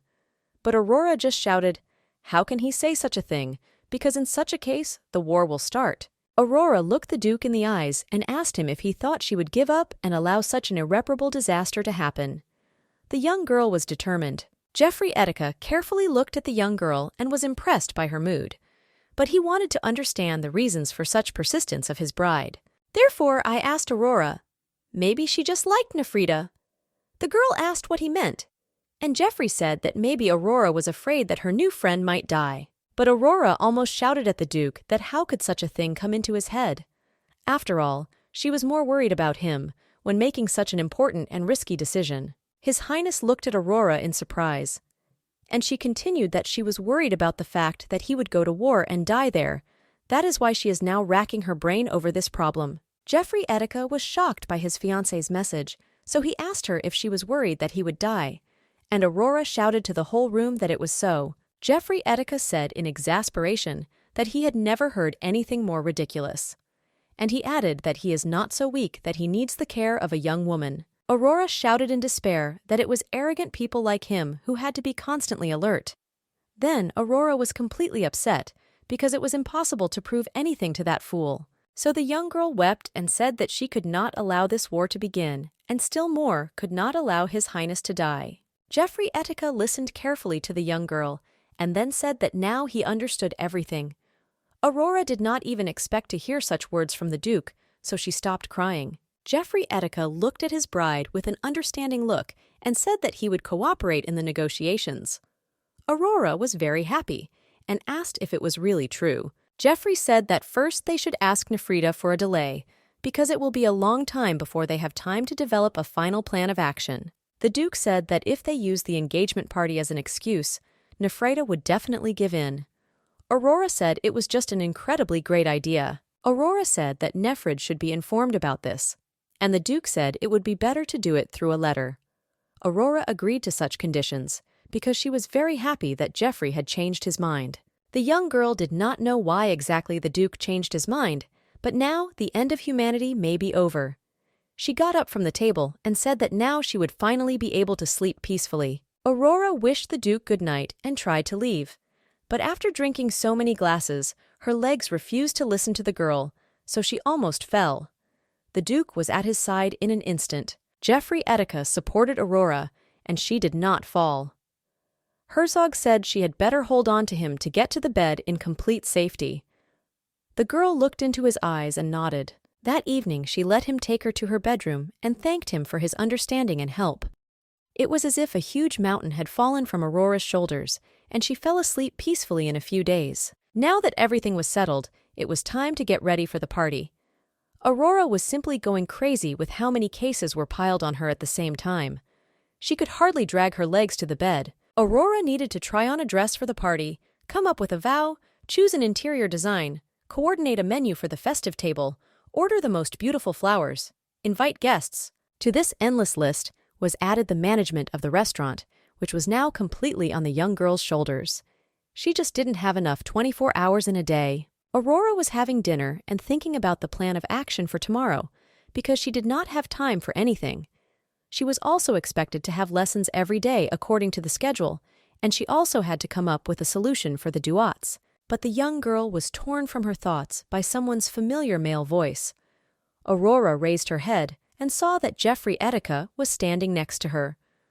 The girl looked at His Highness. Aurora asked if something happened, and His Highness explained that he was passing by and saw that the light was on in the dining room at such a late hour, so he looked in to see what was happening here. His Highness asked the bride if she was having a snack here at such a late hour, and Aurora explained that it's hard to call it a snack because she didn't have time to have dinner, that's why she came here. Jeffrey asked Etika what happened.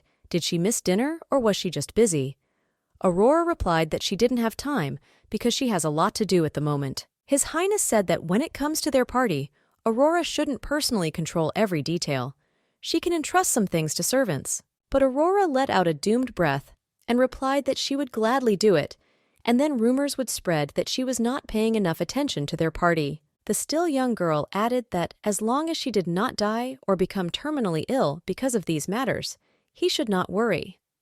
The Duke looked at the bride in surprise, and then Jeffrey Etika revealed that he wanted to have dinner with Aurora from now on. Of course, the young girl was surprised by such an unexpected desire of the Duke, but did not argue. The young girl only cautiously asked if he was busy, because he sometimes does not leave his office for days because of constant business. But the Duke pretended that he could not find free time for his bride. Therefore, he will do everything possible to free up his schedule, so he asked Aurora to call him. The young girl thought that some kind of evil was going on, because there had never been such manifestations of trouble until today. Aurora decided that she just looked so bad that he was starting to worry. Aurora promised that she would consider his offer, and since then, the Duke has not missed a single dinner with his bride. Another time, they were served fragrant bread for dinner. Aurora said that this bread looked so delicious and started taking big bites of it. Before doing this, she thought about whether it would be appropriate to dip it in butter or not. The young girl felt his thistle's gaze on her and raised her eyes. She saw his watchful gaze and asked if there was something wrong with her face that he was looking at her so intently. Jeffrey said that he was just amazed that her cheeks hadn't burst yet, because she had managed to stuff such a large piece of bread into herself. Aurora stopped chewing because of the unexpected remark. Aurora didn't even think that it could look pretty bad, but she said out loud that the Duke should not worry about her cheeks, they would hold out. The Duke asked if the truth would endure, and the young girl took her cheek and pulled her away. She asked His Highness if he could see how much they were stretching, so there was no need to worry about them. Jeffrey Etika looked at this picture and could not believe his eyes. Aurora said that there is nothing strange in this, and if he does not believe, then he can try to touch them himself. Jeffrey Etika even got up from the table and asked her if she was sure about what she had just suggested. Aurora replied that there was no point in refusing now. His Highness came close to Aurora and before touching her, asked her to be sure to warn him if it was going to be lonely. She said that she would definitely tell. Jeffrey Etika gently took his bride by the cheek and began to pull. The cheek had already stretched to a considerable distance, but the girl did not say that she was in pain, so the Duke did not stop. Jeffrey Etika could not stand it and stopped pulling the young girl's cheek. He looked at her and asked how this was possible, but Aurora asked what surprised him so much. His Highness then decided to change the subject of the conversation to something more important, and said that he had something to discuss with Aurora before their party. Aurora asked what exactly needed to be discussed, and the Duke said that he seemed to have found a way to satisfy the demands of the duats, and for that he hoped to use the party. Then His Highness asked if his bride would mind. Aurora breathed a sigh of relief. She thought he was going to say something completely catastrophic. Therefore, she assured me that she would not mind. The Duke said, to be honest, there might be some discomfort in Aurora's path, which is why he was against the plan at first. But Aurora said that everything was fine and asked to tell the plan. Jeffrey Etika said that among those to be present at the reception were some persons whom the Duke wanted his bride to invite personally. At this point, Aurora began to worry and asked why she should invite them. Jeffrey Etika explained everything in detail to the young girl, and they agreed on the details. On the day of the engagement, Aurora stood in front of the mirror and looked at her reflection. She asked the maid how she looked, and Angela said it was the best she had ever seen in her life. But Aurora replied that she was not sure that she looked her best, and she thought that she had dark circles under her eyes. That maid assured that Lady Aurora was simply incomparable. It was at that time that the servant said that His Highness had already arrived. And Aurora looked at herself in the mirror again and answered that His Highness should enter the room. The young girl turned and their eyes met. Jeffrey Etika said he came for Aurora. She, in turn, nodded and examined the Duke's festive outfit. Jeffrey Etika was simply incredible and impossible to take your eyes off. He extended his hand to the bride and said that they should go to the guests. There was no free seat in the hall.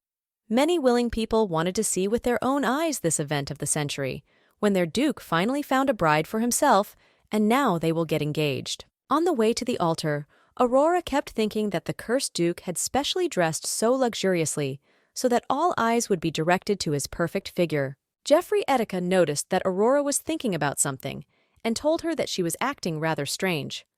Aurora replied that she was just a little worried, but generally feeling fine. Jeffrey Etika then said that since she is so worried, he looks just perfect today. Aurora mentally cursed and said that they should concentrate on the ceremony now. Jeffrey told Aurora to smile because they had to show everyone that they were madly in love with each other. And the girl smiled and told through her teeth that her beloved should be quiet a little. The Duke also replied with a smile that if his beloved asks so, then of course he will remain silent. When they were already standing at the altar, His Highness said that he would be the first to begin reciting his oath. Jeffrey Etika read that all present in this room were to witness this sacred address. Aurora thought that there was nothing sacred about this farce, so he started over. Jeffrey Etika began his oath by addressing his beloved, his one and only Aurora Audrey. He said that first of all, he vows never to lie to his beloved under any circumstances. Secondly, His Highness swore to protect his beloved every minute. His Highness did not take his eyes off the sheet of paper, although it seemed that he was speaking from the heart. Etika spoke and found herself thinking that his oath was quite similar to hers. The girl also noticed that the Duke was doing well. Thirdly, His Highness promised that for the sake of Aurora's happiness, he is ready to endure whatever it takes and is ready to sacrifice everything he has for the sake of the bride. The young girl, after hearing these words, thought that he did not need to go so far and that her fiancé was already bending the stick in his promises. Aurora saw how the guests began to whisper in the hall after his words, so she thought that for the promise as an engagement, Jeffrey Etika chose 2 serious promises. But the Duke did not pay attention to those present and continued to read that at 4 o'clock, despite everything that happens between them, he promises never to let go of her hand. Aurora simply did not understand what kind of old man that Duke began to make such promises that did not even fit on his head.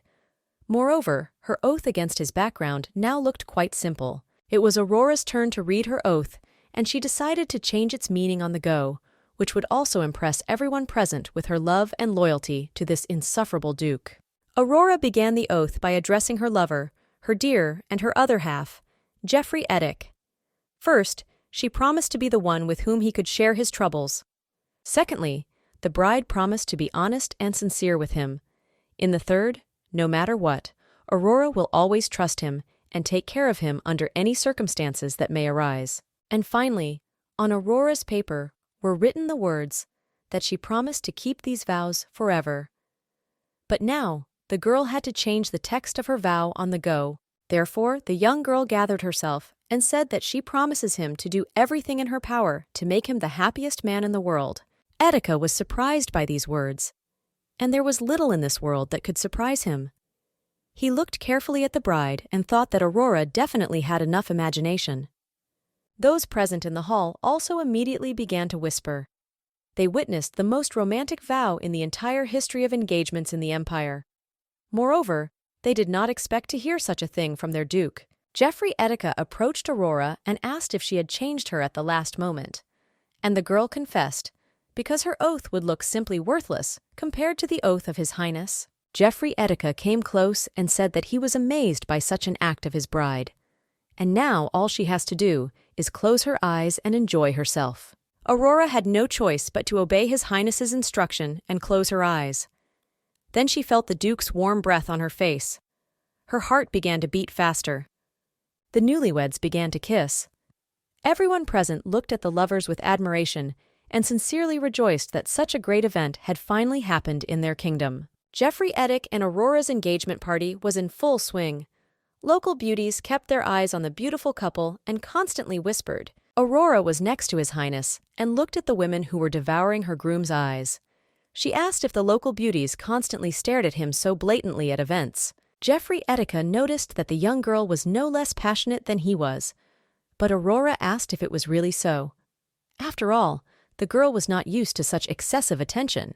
His Highness leaned over Aurora and said that some even approached with the most obvious intentions, and pointed to a man to the left of his bride. Jeffrey Etika said that he would step aside, as they had planned for the last. His Highness asked her to be as careful as possible, because that man was far from a gentleman. Aurora promised to keep the Duke's warning in mind. His Highness did not have time to move even a meter away from the bride, when the man appeared next to her and said that Aurora is the brightest star of the night. The man introduced himself and gave his name. It was Count Barbarius. Aurora smiled and introduced herself as well. She said that it was a great honor for her to meet such a man. Roland Barbarius was a count of the neighboring territory near Etika. It was a known destroyer of families. He was dressed with a needle. The perfume was at a height. Sincere smiles light up Lava's face. It was this man who was the cherished key to resolving the conflict in Duat.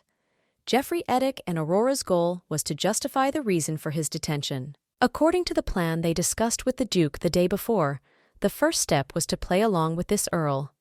Therefore, Aurora smiled and said that she was glad to meet the Count. But the Count said that Aurora simply called him Roland. The girl mentally noted that I was allowed to call her simply Aurora. The Count was not going to ask. Roland said in a gentle voice that it seemed the Duke had left such a beauty alone so he could keep the young lady company.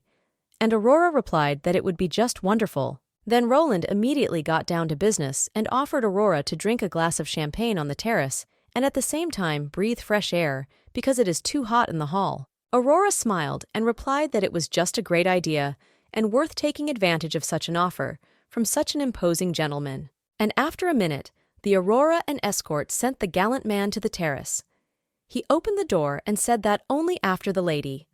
Aurora smiled, thanked and left first. Roland walked behind and smiled contentedly. He thought that, of course, he expected more from the bride of Duke Geoffrey Edick himself, but in fact she turned out to be an ordinary simpleton.